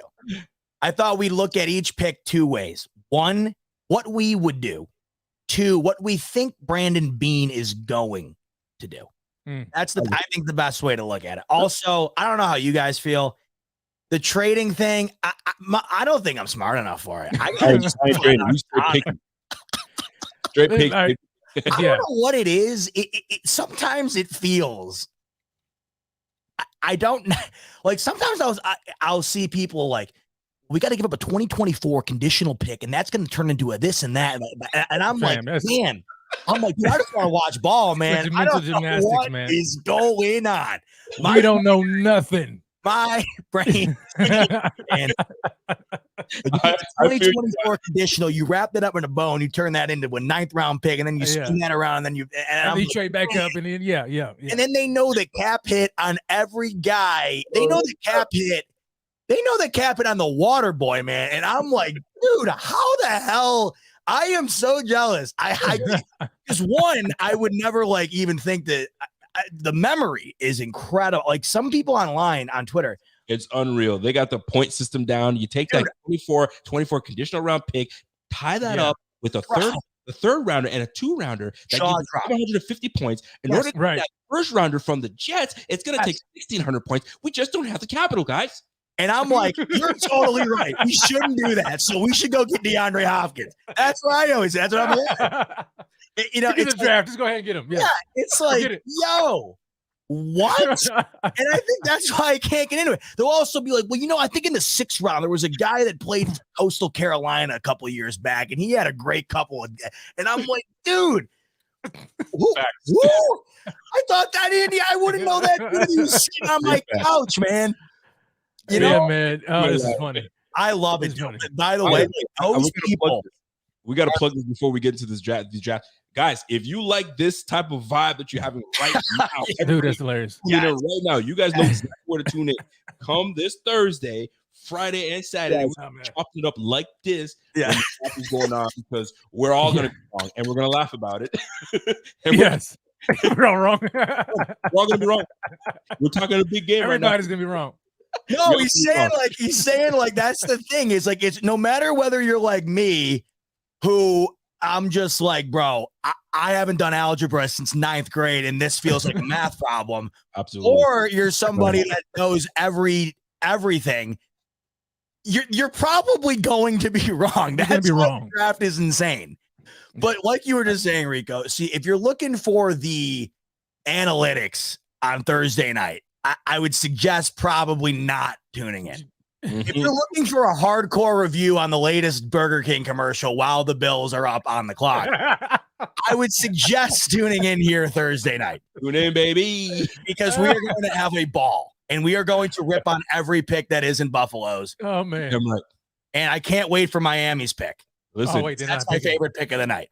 Miami, they got their pick forfeited, so they got nothing. Yeah, they don't have a I know that's I was hoping we would have Kevin and TD on. That was what I was going to Kevin will be on with us the second day. He will. Man, Don Trotman is going to be here. It's going to be myself, Pierre, Bot, Rev. Rev is going to try to move from the trucks. I'm trying to be up here Thursday. And we're going to have a lot of fun, man. We're going to have a lot of fun. Just come on from the truck like that one night where you just cooked for like an hour while me and Rico talked. That was amazing. Oh, dude, it'll be loud too, man. I got the Finn Hood going on and customers behind me. Yeah, man. Crazy. He's making bread. All right. So smash that like. If you have not subscribe to the channel right now. Yeah, and we're about to get into the draft picks. Let's go. Let's get it. By the way, and I you guys know this. I always keep it totally real, like always do. I hate pretending to be somebody I'm not, because that is no fun, and you guys can read it easily. I promise you. If I pretended to know what I was doing right now, I believe you. Like, believe me, you would know. You would know. So I always just say it up front. I am not. I mean, maybe Rev does a pretty good job, I'd say. But me and Rico, we talk about this all the time, and we always just keep it 100 on it. Like 100%. This is not our in our bag. Yeah. I mean, yeah. It just isn't. It's like, Tom Brady, he couldn't run like Josh Allen. He still had a bag, though. He just didn't have that one thing in there. That's the right. Draft, yeah. I got to miss my bag's missing the draft a little bit. It just doesn't have that in there. What I do like, I'll say, and what I do love getting into is, and I know you do, I know you guys do too, is after the draft. Once you know what's in place and you're able to then get a look, because the other thing that I think is tough here, you got to look at so much stuff for the high potential for the guy not even to be a Bill. I love being able to look into the players once I know that they're on the team and I know where they're going to be able to impact this team. I love doing that. But this to me is pure fun, because I look at this like it's almost like playing a game where you're just like, man, like this is as good of an odd I think as what the next guy type of thing. I don't know. Mm-hmm. It's gonna be something, man. It's gonna be something. So with that said, we're about to get this 100% right now. What app are we using? What app are we using? Pierre was kind enough to lend me. I'm too cheap to pay for PFF, and Pierre said not to worry. I'll hit you up with the account. So shout out the Kingpin. There we go. For providing. I gotta zoom this in because I can't see from my side. Hold on, No, it's not you. It's me. Oh, it is. Yeah, I gotta zoom in because I had to do the same thing with Don. So here we go. Okay. Oh, hold on. Let me make it big. I can't see the chat. I'll go back and forth in the chat. What up? What happened? No, I said I won't be able to see the chat because I screwed it. Oh, okay. Yeah, me too. That's all right. I got the chat on my phone. Okay. Oh, good call. All right. So yeah, here it is. Now, what do we want to do the so what's the deal here with the randomness? Like, what does that matter? The randomness. Hold on. This is the advanced settings, huh? Okay. Isn't it all random? I mean, listen, I wouldn't even touch too much on the. Yeah, I'm not going to touch anything. I mean, if you wanted, you can put everything in the middle, but draft for need. Care for positional value. Don't put random. Yeah, I mean, this is for like everybody else. Like you're right. Because so that factors in the fact that none of this is going to actually happen. Is that what that factors in? Yeah. So if you make it random, it's like Bijan Robinson going to like number 1 pick. Get out of here. Yeah. Let's not do that. By the way, have you guys heard the rumors heating up about him going 10 to the Eagles all of a sudden? I've seen I've seen him go to the Chargers. I've seen him go to the Giants if they move on for Saquon. All right, listen, I've seen it all. Oh, you want to talk about D-Hop, and then we're going to start talking about Saquon for the next year. You know how that goes. Keep him in New York. Maybe bring randomness down. Okay. We don't want it. You can only go all the way to the bottom, so it's probably where you want it to be then. which is Right. fine. All right. What should you do? 4 rounds? 4 rounds is right. Let's go 5. No, let's do 5. Let's go 5. And turn the speed down too, man, because you get on turbo, boy, it's gonna go fast. Oh, that's right. Yeah, I kind of want to see how this pans out. Yeah, right in the middle is about All right. right. And we are. I mean, if we're going 5, we might as well go 6. So we might as well. What if we just go 4? Shit. Let's do the whole damn thing. Okay. We know guys. All right, let's go 5. F it. I mean, just whatever. I mean, it's like whatever, you know. That's true. Wait a minute, we have 6 picks. Let's go 6. Yeah. Oh yeah. Well, hey, we might be doing a little wheeling and dealing here. We might be picking in all the rounds by the end of it. Who knows? All right. Dun, dun, dun, dun, dun, dun, dun, dun. All right. Panthers are on the clock. Bryce Young is about to be Carolina Panther. There he goes. Will Levis, I'm telling you, that pick to the Raiders, I'm very interested to see if that happens. Bijan went 15. Oh, wow. Did he? Oh. Yeah, go back up. Hold on, pause it? just a second. Yeah. All right. So let's go up and take a peek at what happened here in our draft. Anthony Richardson to the Colts. Wow. At 4. Love that. That's a nice pick. I am high on Anthony Richardson, and I think the ceiling for him, he is one of those guys outside of Josh Allen, you know, after the whole, this guy could be the next Josh Allen that we hear all the time. Dude, that dude's a freak. If he hits, yeah, man. Look out. Will Levis to the Raiders, whatever. And this is where this is messed up, right? Bijan, is that right? Bijan to the Jets. Is that what I see? Yeah, pick 15. Which is making sense. Oh, we're starting this shit over. That ain't what the hell. That's turn the Ramblings all the way down. Then just turn it. Is that what I got to do? Yeah, turn it all the way down. Yeah. What the hell was that? Oh, dude, Rico, you imagine again. You got to say for 2 rounds. The Jets are really just trying to piss me off. That's what they're trying to do. Again, year 2. All right. So currently you have a 2-round mark right now. All right. Oh, okay. Like Rico just froze after seeing Bijan. We are absolute gurus. Yeah. Okay. Okay. Buffalo Bills 2023 draft round or take 2. Hey, hold on. It's not even updated though because the Jets have pick 15, but they traded it to Aaron for. I mean, shoot, it's not. I don't know how accurate it's going to be. We can't really change much. Yeah. Oh, based on today? Oh, no. Never mind. Did they trade 15 or 13? Yeah, no, the Jets swapped 13 with the 13. Okay, 13. Never mind. So that's accurate. Never mind. All right. Shout out PFF. They're on it, I guess. They're on it today, boy. All right. This is Buffalo Bills draft 2023 take 3. Dude, you got turbo though. It's gonna go fast. Oh shit! I did turbo. Oh my god! Right here. We're gonna get it. We're gonna get it here in a minute. All right, we got it. And action. Okay. All right, that's a good speed. We'll rock with that. All right, things are staying the same here so far. Pretty much looking the same. Oh, Eagles got that stud tackle out of Northwestern. God, they're gonna have a good offense. And on Bijan, it's already a botched freaking draft. But anyway, let's keep rock. Let's keep rock. Hold on a minute. Rico's like that guy playing. What happened? He's like that guy playing Nintendo and hits the reset button. Yeah, no, I'm that guy who's like, nah, we're starting over. That was BS. That was bullshit. You can't do that. We're starting over. Exactly. Look, it did it again. Wait, it did it again. No, this is stupid. Honestly, this is freaking stupid. It's not even right. What did they put down? What? I put it on. Unless there's no way they do that. Should I put it on more? Try it. Let's see what happens. Okay. Take 65. I want to see what happens when we got it all the way at the top. Rounds yeah. Oh, you want to know what? It's got 0 care for positional value. That's probably not good. I don't see. This is where it gets all tricky. I mean, you could always swing that thing back, I suppose. No, you would want it to be more because the Jets' positional value had nothing to do. Yeah, you know what you want to do. More. So maybe you put. Now turn the randomness down. Okay. There you go. Now we cooking. Turn the speed down. Yep. We cooking with canola oil now, baby. And then the round. There you go. This is Buffalo Bills 2023 draft. Take 4. Dun, dun, dun, dun, dun, dun, dun, dun. And the Panthers kick it off. Bryce Young. Bijan to the Raiders. Yep. And Richardson to the Colts again.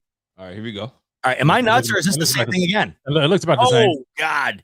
Jackson Smith-Njigba to the Eagles. This is much better. Bijan. Oh, there we go. To the Commanders. Damn. Addison. This is better. Ravens. See, this is why I did what I did. There we go. See, there's going to be, and you want to know what's very accurate about this right here, boys? This is going to happen. This run on wide receivers right before the Bills is going to suck because it's going to feel like the Bills were close, but they really aren't. All of these teams need wide receivers. It's just like Brandon Beane said, we'll know by pick 20 whether or not we should move around or not. Heck yeah. So just look up pick 20. We'll know by pick 20. And what are the chances that Joe Schoen and Brandon Beane are like, hey man, are you good with us swapping? And I'll give you a little something. Like, what do we got here? In order for us to jump ahead of the Cowboys, I think the Cowboys are ahead of us. So we might have to. Well, hey, think about it. That's what the Cowboys and the Eagles did to the Giants with Devontae Smith. So we might have to parlay a little something. But I mean, that's neither here nor there. We'll see how. Go down. Let me see who's below 15. You know, I'll tell you what, though. By the way, scroll down. To your point, Rico. They need a wide receiver more than maybe anybody in the league. So I don't know if they do it. That's the problem. So Joey Porter's gone. Van Ness is gone to the Lions. That's a good pick. The Lions. Okay. So I'm looking at what everybody else has done. So I don't even care. Why do I care? Jordan Addison, Zay Flowers, Quentin Johnson. Yeah, at that point, man. Zay Flowers, this seems high. I've seen drafts where he doesn't even make it, or he makes it past the Bills. I mean, I think he's a first-round player, man. He's rising, I suppose, if you want to put it that way. So, I mean, Addison is a very good route runner. Zay Flowers is dangerous. He's a dangerous guy. Quentin Johnson is your bigger body receiver. Dude, if there's a run, that could be a good little spot though for a wide receiver run. No doubt. Which is why the Bills, if there's a guy that they are in love with, they may need to make a move. If not, you look at who's on the board now. I mean, yeah. So let's take a look at what the best available is currently for the Bills. Wow, how is Dalton? There's no way Dalton Kincaid's still on the board. If Dalton Kincaid was still on the board for the Bills at 27, they're taking him. Well, he's the number 2 tight end.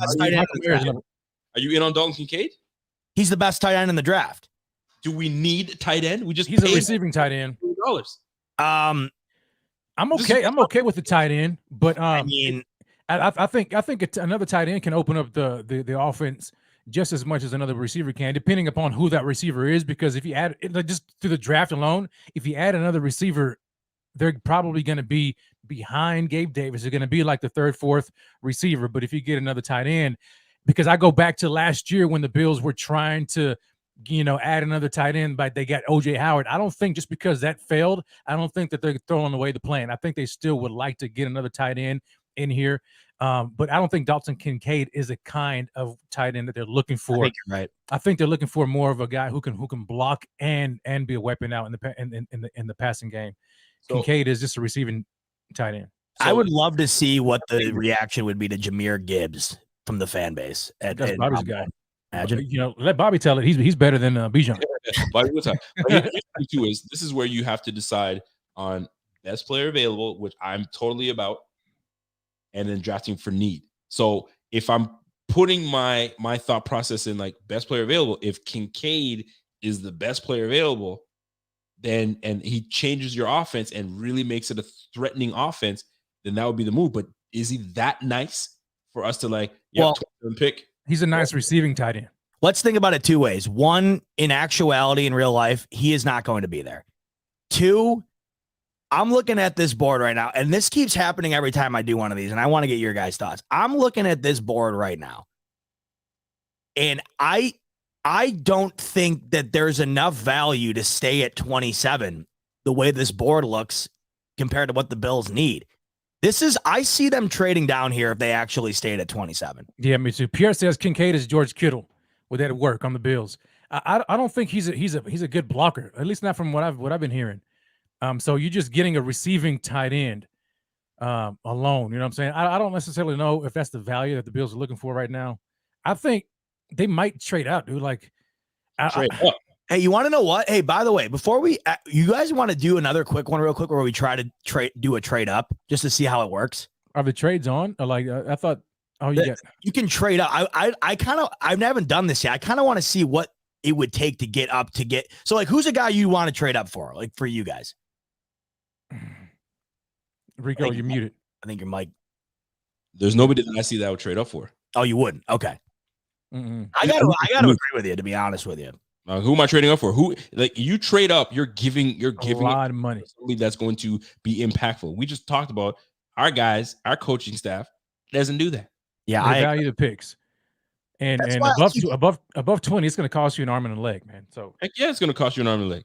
And you keep hearing about the potential for it, but I fall right back to where you guys are. I don't know where, because anywhere that they would be able to get get a guy that I think would be worthy of that, it just seems like it'd be way too high. I don't see any of these teams right here trading with the Bills for a wide receiver when they all need one. So go down some more to the positions who are available. Let me keep on looking. Here's a question for you guys right now. Where are our needs? Where do you feel like number one to me is linebacker. Linebacker? Okay, boom. Linebacker's number one need to me. Okay. Linebacker. Yeah. I'm not concerned about. I'm really not. I think Campbell's still there, but he's wrong too. Now this goes back to your point earlier, Z-Bot, as far as like what we would do versus what Brandon Beane would probably do. Because when we look at like offensive line, you look at guard or tackle. Now many people would think that the Bills need to add some add some linemen or maybe a tackle. But I think Brandon Beane is very content with the offensive line right now. I think he's paying starter money to Connor McGovern. He's paying starter money to Ryan Bates. He has puffed up.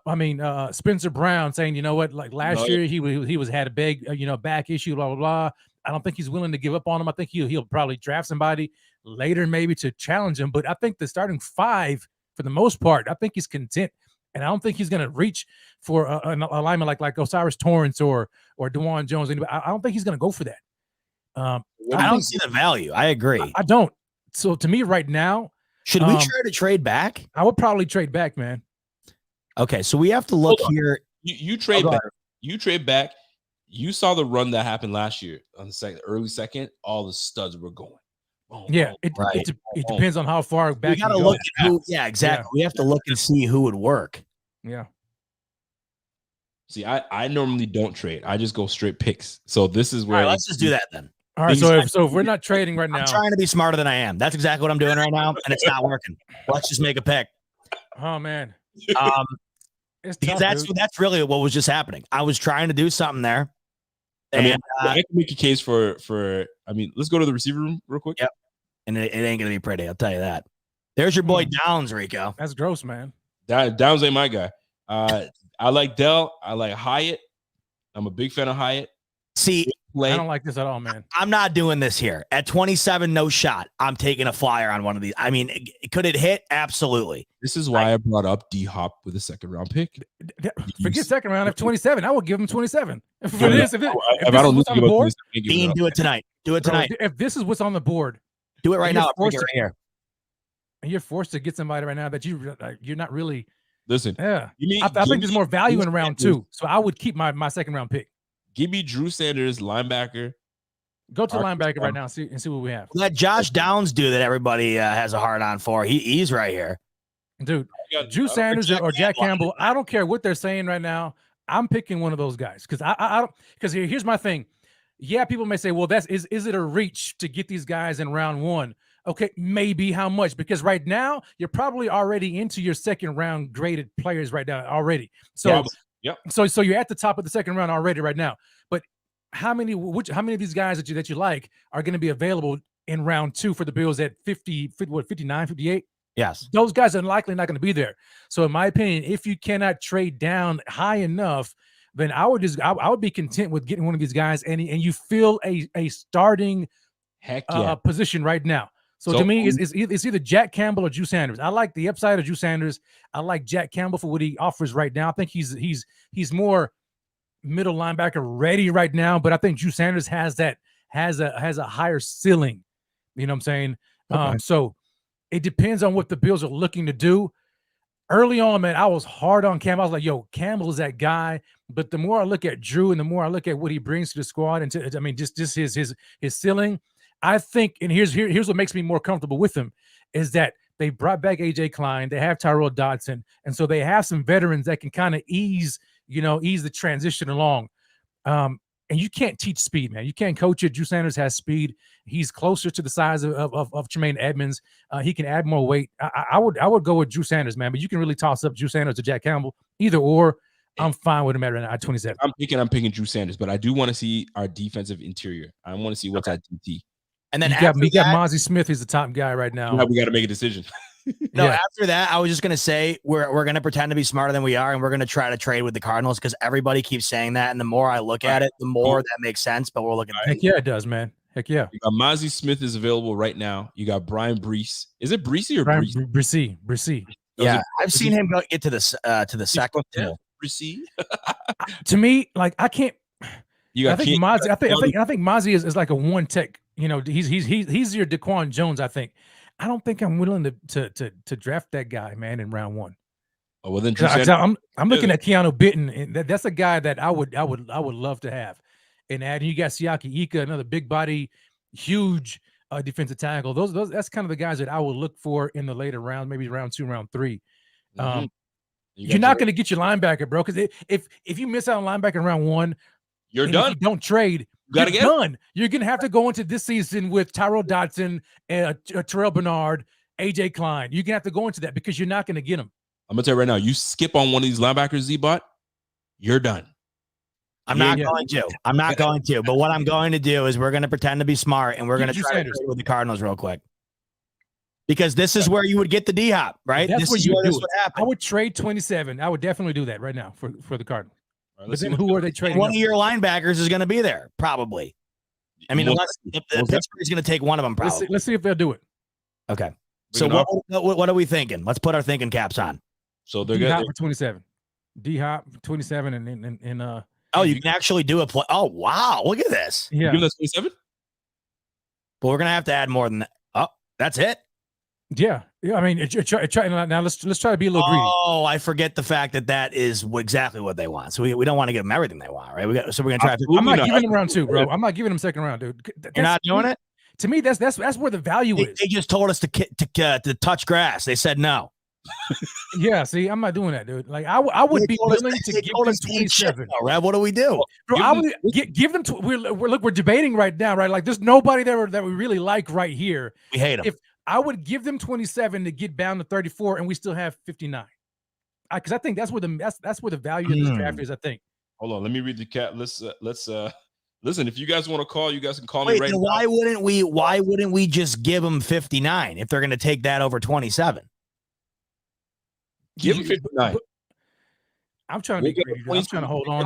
Wait. We can add picks from them. Yeah. Forgot about that. Yeah. That's a good point. Yeah, they told us to eat shit again. I'm saying so like give them 27. Come on, Carlos. I'm trying to work out a deal with you. Come on. He said kick rocks and flip flops. You might as well listen. Try give him the 27. 27. All right. Give it 27. We'll take their 28% chance. So they're not going to give you 34. There's a 60. What? Hold on. Is it 60? No. It's because it's a player and a pick. They're saying there's a 72% chance we're going to tell you to eat our ass, but they're saying there's 28% chance that give them pick 130. See what they do with the pick 130. They said we'll double it. We said we'll double down. 54%. What I'm thinking is going to happen is they're not going to give us 37 for 27 and D-Hop. So I think we may have to settle for like 66 instead of 34. Then you're done. You're not getting the picks that you want. I'm saying screwed by then. Yeah, that's what I'm saying. Like, so it's not going to work when you add in D-Hop like that. They're going to want more. They're going to want more. To hear. I want more. And so you take out 130. You can have to give them 27 and dude, imagine if we were GMs and they call us and they're like, "Yo, your pick was over 30 minutes ago. We skipped you. We're still sitting here. We're in the 5th round." Yeah. Hey, it's the 2024 draft and the season's over. All right, so it's not working, bro. Dude, give up Ed Oliver. Me have an aneurysm right now. Hold on. Give up Ed Oliver. Yeah, now we're talking. Now we're getting spicy. Well, give up Eddie. What do you think they'd give us for JA? Just out of curiosity. No, I'm just kidding. Don't ever do that. Yo, see, Rev just got. Rev was like, "Don't do that. Do not do." I was like, "Do not joke about that." I think you can give us the option. Do Oliver. No, don't do over. Just go to. No, I said Oliver. I said Oliver. You do Oliver. Do over. He goes like, "Whatever you do, do not start this shit over." There. I would do that. Wait, no.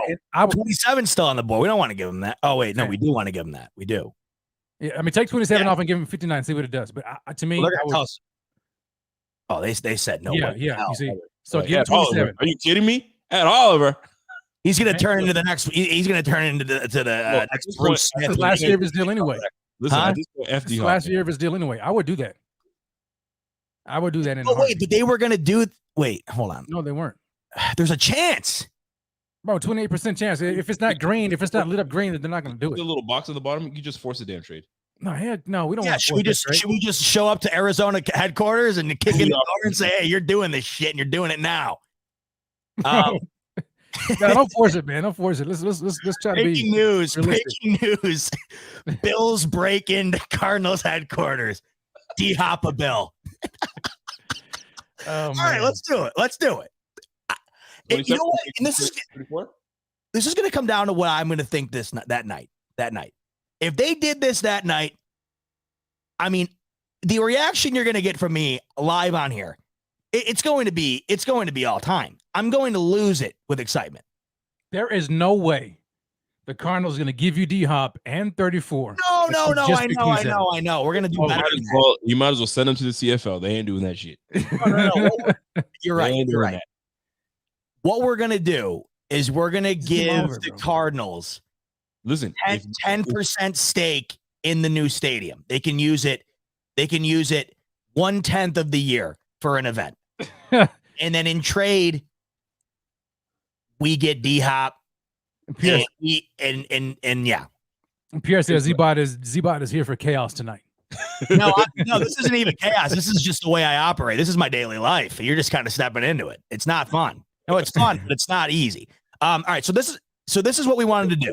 They want a lot is what they Now, want. let me talk to you about this real quick. How are you feeling about oh shit, I did the wrong thing again. How are you feeling about how are you feeling about Ed Oliver not being a Bill come Thursday night should this happen? How would I'm you feel fine with it. I'm fine with it. Hold on. So we get the 34th. They get a 27th. Yep. Yes. They get Ed.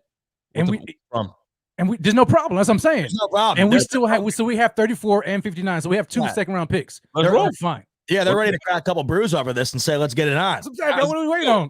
Go ahead and do it. Come on, God. Schefter hops onto the TV. He goes, breaking news: the Bills just got DeAndre Hopkins, and we're just going absolutely insane on the YouTube. Boom! It's in. D-Hop, a Bill, and the window just got wider, baby. Now let's see who they pick at 27. More. Now let's see who they pick at 27. Go ahead and resume. Oh, I bet you whoever they pick, instant first ballot Hall of Famer. Oh, Forbes, dude, you're gonna rename the league after that guy. All right, here we go. Look. Oh, boom. We still get our guy. Yeah, we got our guy. Boys, we got a future in this, I think. Grab that right there. All right, so Drew Sanders. Next thing you know, we're cooking with gas. Yeah. All right, Drew. Now Sanders for the Bills. I like it. Oh, now. Oh, we got to speed this up. I don't give a shit what these teams do in the second round.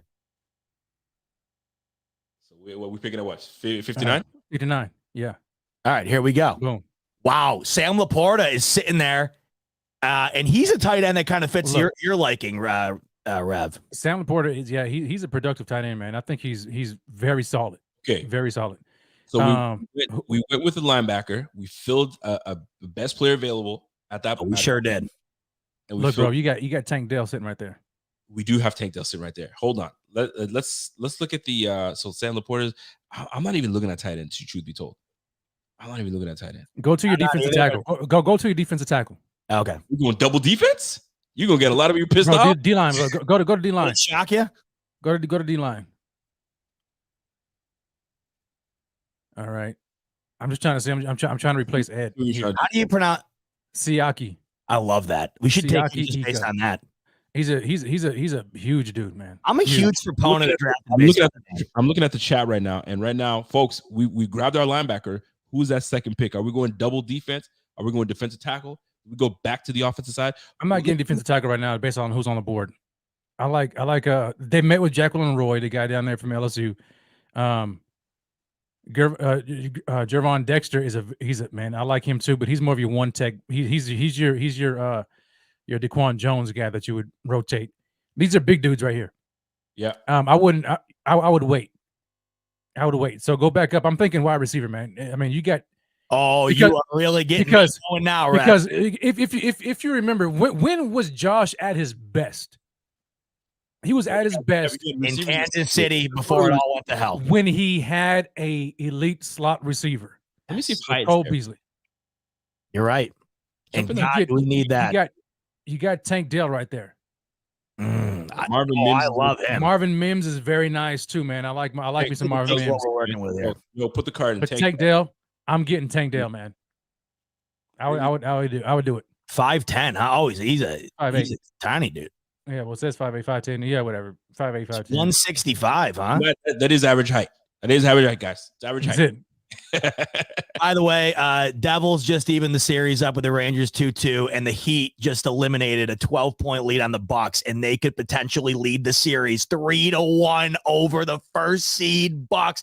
Jimmy Butler going nuclear in Miami right now. The Bucks are down to the Heat? Dude, the Bucks were up 12 3 minutes ago. The Heat just took the lead 102-101, 3:17 left. The Heat could go up 3-1. Jimmy Butler's got 40. All right. So what do we got here, man? I'm like, just goes, all right. I'm looking at we have D-Hop, so we don't need a receiver. No, we just got to keep stacking it. We don't need a receiver. When you think about it, it depends on how long we're going to have D-Hop. Let's say 1 to 2 years max. Okay. You got Gabe Davis going into his last year. You got Trent Sherfield on a 1-year deal. You've got Hardy on a 2-year deal. Yeah. And Khalil Shakir is on his rookie deal. So you're going to have, 2 guys that are on the roster right now that are not going to be on contract, that are not signed beyond 2023. I think you still just replenish that room. I don't know who else, man, right now. Like I'm looking at Dell. Who do they have right now that is the best available right now? Like as far as overall players? Yeah, overall players. Sam Laporta, a cornerback, and then Tank Dell. He's their third best overall right now. I like Zach Charbonnet, but I don't think I'm not touching another running back. What about Stevenson at corner right here? I don't know much about him, but me either. Looking at our cornerback room right now, I think we're okay. When you look at Trey, depending upon how he comes back, but you got Trey, you got Kyer, you've got Benford. So I'm all right. It's all about need, man. We got to find out what we need and where the best player available is. So right now, they're telling us defensive line is the need right now. So we got our linebacker, corner. I see they have us a corner, needing a corner. That's interesting. Can I ask you a question? Are we just going to waltz into the year with the same O-line and just expect that to just magically heal itself? I'm not to say that. Well, we didn't. We're not though. I mean, because we got McGovern. We've got two quality linemen. We got 2 quality guys. You're feeling good. I'm just saying. Yeah, I think if we get more weapons, I think we'll be all right. More weaponry. All right. I'm okay with who we have right now. You think Dean's thinking the same? I wouldn't reach either. There's one guy that I would definitely get. I would draft and stash him. That's my man Voorhees from USC, the guy who tore his ACL. At the combine. Yeah. I would get him, but I don't think I would probably look to him around round 3.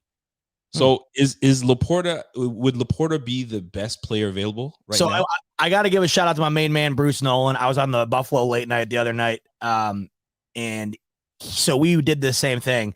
I didn't know jack about Sam Laporta, and he was really selling me on him later on in the draft here. He was basically telling me how he was the best player bar none on the Iowa offense, and the Iowa offense was abysmal last year. So he was like the standout player. And this kind of goes back to what you honestly, Rev, you were the first person out of anybody. You mentioned Sam Laporta. I saw even like reference the fact of another tight end, and all of a sudden that's become more popular as of late. I don't know how I feel about it, but I do think that it might be a better move than just taking a gamble on a wide receiver that you might not be in love with. Yeah, I think if the Bills want to improve that tight end too, I think Laporta would definitely come in there and be that tight end too. He would probably even push Dawson Knox to a degree because I think he's a more well-rounded tight end than Dawson Knox is. But he gives you more. He gives you more offensively, man. When you add him, plus you got DeAndre Hopkins with Dawson Knox, Diggs, I can get on board with a tight end, man. Let's have a real conversation here. Sure. $14 million for Dawson Knox. And that's a lot of money. And $14 million, I don't know if I got all I needed out of Dawson Knox. Now, mind you, there was a lot of things that he was going through, and he had to come. I mean, the whole team was going through some things, but he also went through some personal things himself with his family member passing, his brother passing, all those things. But $14 million is a lot. And I don't know if I'm getting all I need for my $14 million. And the next guy up is Quentin Morris. I like Quentin Morris, but Quentin Morris is pure depth. So to me, Sam Laporta is right there staring at you. Offense. What are the tight ends that we have? Yeah, I like Laporta a lot, though. I mean, open up a tight end position. Listen, I'll tell you right now, Rico's got to go to work in 10 minutes. We all like the tight end. Why don't we just say, Sam Laporta, you're a Buffalo Bill? How are we thinking about that, Rev? Yeah, I'm fine with it. There's 3 Iowa Hawkeyes that I think that can fit the Bills as Jack Campbell, as Sam Laporta, and then that's Riley Moss, the cornerback. So yeah, go ahead. I'm down with it. Done. I'm loving this draft so far. So far, so good. I didn't expect this, first and foremost. I was not expecting us to be this great at this and to do it this quickly. Round 3. Yeah. This, and not just because it's the best guy available, but this, I've seen this pop up for the Bills, and I feel like not only is it best available right now, but you can't tell me that they feel comfortable going in with the corner situation that they currently have. I know you were saying, Rev, that it's rotational and they got guys that they think that can develop, but do you really think that the Bills are overly confident right now opposite Trey White? Overly confident? I mean, shit, they got to be. I mean, he's first round pick, man. They got to play that guy. I know it. And, I forgot they brought Dane Jackson back for 1 year. So certainly did. I wouldn't get a cornerback, man, and I wouldn't do it. Now, there's a guy right here I'm looking at. I seen him a couple times. This dude is fantastic. I love him from what I've seen so far, and that's Chandler Zavala, that guard. Sold. North Carolina State. Line. Dude, oh my gosh, that guy. You should look. I mean, just look him up, and even listening to him talk. That dude is fantastic, and I think his RAS score is out the walls. This dude is ridiculous. I've seen him. Boy, man, 6'5", take 4 pressures and 422 snaps. He's nasty, man. When I saw him playing, I was like, oh, this guy's nasty. Done. He's my new draft crush. Done. Got him. Well, because look, we're hitting all cylinders right now. We got a wide receiver. We got another weapon at tight end. We got a linebacker to fill in for Edmonds potentially, and now we got a guard. I'm loving this. He's looking pretty damn good. I'm not gonna lie. Yeah. Okay, let me see. Well, here we go with some depth. We need some depth. This is when I'm sure the chat is probably blowing up right now. Like, oh my god, I can't believe you guys didn't get a wide receiver. Dude, Jimmy Butler is freaking out. He's about to go for 50. This is crazy. Here we are. What are we in the 4th? This is the 4th round pick. This is the 4th round. Yeah, it's the 4th round. I did this on my own, and I see this in the chat right now. But I did this on my own mock draft with the Founders mock draft. And if Roschon Johnson is right there, I like Roschon still, because Roschon ends up replacing Harris for next year. After next year, yep. And remember the Bills had Roschon. Didn't they have him on a visit to take him to dinner? I don't know if they had Roschon. They took him to dinner. I thought. Didn't they take him and Bijan to dinner? I think they did. Yeah, both of them. Yeah. No, I don't know if nonetheless, I'm looking at replacing Harris. Harris is on a 1-year deal, unless he has an amazing year, which I can't say I doubt, but he could. But you got to get youthful at the running back position. It's just that's what people talk about. That's what people say. Roschon Johnson available at the 4th. I take him. Now you got your speed and Cook, and you got your power and Roschon, and you got 2 young backs. Let's go. Yeah, we'll open it up. Let's see who's available. He's gone. He's there too. No, he's gone. Easy, dude. Israel, that guy right there. Oh my gosh, that guy is nasty. Israel can play. That guy's nasty. Roschon's gone. Dang. All right. Well, Roschon's gone, baby. Roschon's gone. Let me open this up. Let me open this up and see who we have. So what? So defense. Let's go to the defense. I think D line is where you need to look at it right now. Right. D line, DT, edge potentially. Yeah, man, that's. And this is where names. That's a reach, man. I'm not I don't know who the F any of these cats are. Not a clue in the world. Me neither, man. I'm not.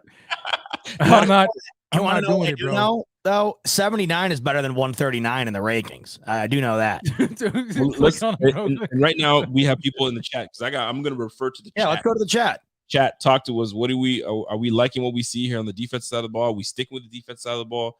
Yeah, Kobe Chet, Turner. you're making the pick here for round 4. I mean, yeah, you know what? That's a great idea. Sean Tucker, Syracuse is a good runner. I mean, it would have been nice to have Ernie Davis would have been nice. Question mark. So Jenna's saying Kobe Turner. That's who Jenna wants. All right, Benny says Kobe. And he's saying the same. And what we got? Is he defensive edge or is that defensive interior? We're out of Wake Forest. So we're gonna take 2 linemen out of Wake Forest and Boogie Basham and Kobe Turner. Hey, how we loving Boogie Basham. It's gonna be the wall that Wake Forest built. Sooner or later, I'll tell you what. All right, so Don says I'd rather die than have Turner, even though Mike Hart is hating right now. Thank you, Mike Hart. Davis Cool says Thursday is going to be a hoot. You mother effer right? Oh, it's going to be great. I can't wait. Don says do not take Turner. Do not go to Turner. Yeah, Don is going to absolutely kill us if we take him, but everybody else wants him. Bobby says who's available at edge. Open at edge. All right, Jenna and man, go to edge. Thank God this isn't my job. Go to edge, Z-Bot. Let's see who we have available at edge. I'm trying to look at names that I've seen people talk about. I have seen Henry. I've seen him a little bit. I mean, Clemson's program. I mean, was that KJ Henry? Mm-hmm. Yeah. Look up KJ Henry and see what Shaq Lawson. I don't know a whole lot about KJ. There's a guy. No, he's gone. Yeah, right now, man. You know, it's not looking too good. Like this is when you gotta. I mean, this is when the GMs make their money. You got to take a rip at it. Yeah. So, but what do we need? We don't need. Do you feel that we need a running back? Are you guys settled? No, I don't think we need a running back. But if you look beyond though this year and you look at Deontay, I mean, you look at Harris, only 1 year, dude. Is real. That guy is nasty. He is nice. He's nice. Let's do it. Let's do it. Nice. I mean, this would be like a wet dream of a draft for me. Just getting like all of these type of weapons, man. Like he's nice, dude. He's explosive. He's definitely explosive as well, and he's a home run. He's a home run hitter. Home run hitter, man. Go to receiver real quick. I just want to see what we have left at receiver. You bet. So you got Chase Brown, Deuce Vaughn. Oh no, that's just take running back off. Yeah, so I can see where receiver better. Oh, Hutchinson. Dang. This is somebody I have heard about as well. Hutchinson he's a big body receiver. He's fast. I have heard people say they do like Parker Washington late out of Penn State. Dude, I like Hutchinson, man. Golly, I'm doing that then. If you guys are down, receiver. I like Hutchinson, man, because he's your outside receiver. Guy. Isn't he a slot? Oh, he's not. No, he's out. Click him. Yeah, he's like 6'2", 6'3". 203.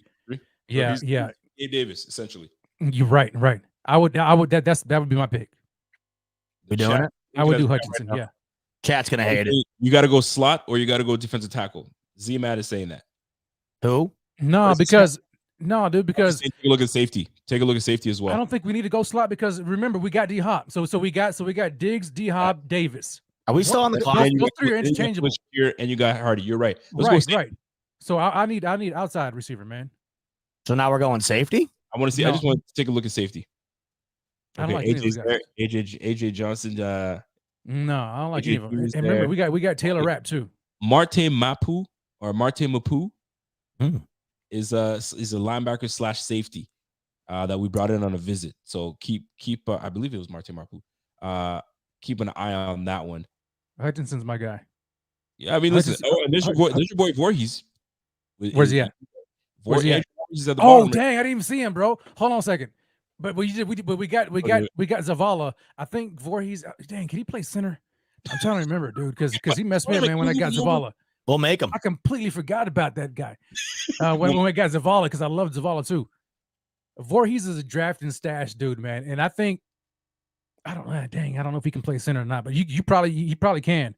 But you get that guy, man, and you stash him, and then you probably replace Mitch Morse with him, or you move Bates to center, and then it opens up the right guard position or left guard. It opens up one of them, right? Because you got McGovern taking one. Yep. Then you go ahead and plug it in with Voorhees. So you get Voorhees, bro. You got to get the O line. So we're going. I love that. We're I stacking would do the it. line. Get stash Voorhees. I mean, look at that dude. He looks like he'll kill you. Look at him. Oh yeah, no question. Bill. All right, John. Yo, get Good Voorhees. look, Rico. I mean, I completely forgot about him, dude. Okay, now. You got Voorhees? Oh, I just want to go and see. By the way, your boy Is he Israel's still there? Yeah. He's there. I mean, listen, best player available. What about receiver? Let's look at Hutchinson. Is Hutchinson Right. No, he's gone. is he gone? Oh wait. Take the running backs out. Yeah, my bad. And I think he is gone. He I is. think he's gone. Parker Washington's still hanging around though. So this is where I defer. Bryce Ford Wheaton is a speedster. Go up. Parker Washington. I think he's. I mean, he's a how many slot receivers y'all need on the squad, man? We got Diggs, guy. We D. gotta Hop, replace him. Gabe Davis. You got Khalil Shakir that can play inside and out. You got Hardy. We got Hardy on at least 2 years. Slot right here. Slot. Yeah. And No, he's- because to me, I think Shakir, dude. I think Shakir's gonna be the slot guy eventually. Alton Venezuela tells us to look at Raheem Jarrett. I know nothing about Raheem Jarrett. Me Oh, neither. he's a stud, Rico. You don't know him? He could. I be. mean, I wouldn't get him right knows? now. Raheem Jarrett was that? Is that Montana? Is that school? No, it's Maryland. Maryland? Yeah, I don't think we need to get him right now. No, we don't. So To me, I mean, that running back you got running back. You got Izzy. Izzy's take- there. I like Izzy. F it. I'm ready. Let's get I am Izzy. so ready, man. Get Izzy. Oh yeah. Take that. All right, we only got 2 more picks. This is where I go right here. During this. Good God, this is gonna feel like 10 days waiting for this So one. we have one more pick to Right. make. There it is, baby. Bam. Last pick. This the last one. Oh yeah, it is. I forgot. We don't have Six. that. 6 picks. is All what right. we get. Dude, And I this kind is of like. where you say a prayer. We I did kinda take like- Voorhees. I kind of like Lonnie Phelps, man. Like Silas Whittle put me on Lonnie On who? Phelps, the edge. Lonnie The Phelps. edge down there from Kansas down there. Dude, he's I like him, man. I do like him. Who said that? Wait, go back up. I missed it. What did you say? I don't know who put that Z man. He's like on his Puerto Rico. We have been grinding. Lansing, man. He knows hard work pays off on Oh, man. smoke break. Yo, Yeah. I'll tell you, JL Skinner. we haven't gone edge yet, I right? think And he's that's gone. something we needed. We wanted to look into, right? I mean, Yeah. edge work. I mean, Lonnie Phelps is there. There's not a whole lot of tape on him, but he's nice, man. I mean, for a flyer last pick. What? I'm not mad Yeah. at looking at backup QB. Any you guys know any of the quarterbacks? I was about to say Stetson Bennett is nice, man. But, Oh, you know, I would be so in on getting Bennett. He is. I he mean, is. why not? Yeah. He's right there. yeah, That's our last pick. Boom. not as well, dude. You know what I'm saying? That's it. Coming up, Natty Champ. If JA, God forbid, goes down, Kansas City got Lonnie Phelps. Oh, Kansas City. Oh, you mad? Now? Yeah, they got him. You mad now, All right, let's get this. Let's see how we did. folks? Bro, Whoa! that's not bad, bro. They said we didn't know what we Come were on, doing. man. Oh, Don't baby. sleep. Don't blink. If I Don't brought the blink. report card home, I would be stoked. Yo, Look, Don't man, look at that, blink. dude. How about the A on Bennett? Bro, We are sharp with it. We Heck are yeah, man. sharp with we it. got, Look, we bro, got look. we Trade got a down. B- on Laporta. We got a B- on Sanders. B+ Chandler Zavala, Great bro. pickup with Zavala. They're Voorhees, hating Jackson Voorhees, but I'm Stash. telling you, he's going to prove the doubters wrong, no doubt. Listen, he's Bro. gonna replace I Butker, and we're good to go. And we got take one on off IR and put him on IR and call it a day. And we got Izzy. Easy, dude. Easy's You You know what? nice. I haven't done this once yet because I'm too ashamed to Yeah, do it. download, I'm going to download. tweet this out and let people you just absolutely Let's do rip it. Who it to cares? shreds. Clip this, and put it out there. And we will. got hot, bro. I'm like too And we got hot. self-conscious. I'm too self-conscious to put it out because I'm scared what people will say to me. Oh my God. Now, but D-line ain't I'm looking kidding. too I'm actually good. totally not kidding at all. That's why I don't put one out. I'm scared. D-line ain't gonna look too good, you know what I'm saying? But hey, I'll tell you what. I'm all right. Who's stopping that Offense, board man. right there? It's offense, dude. It's all Who's offense, getting baby. in the way of that? Of course it is.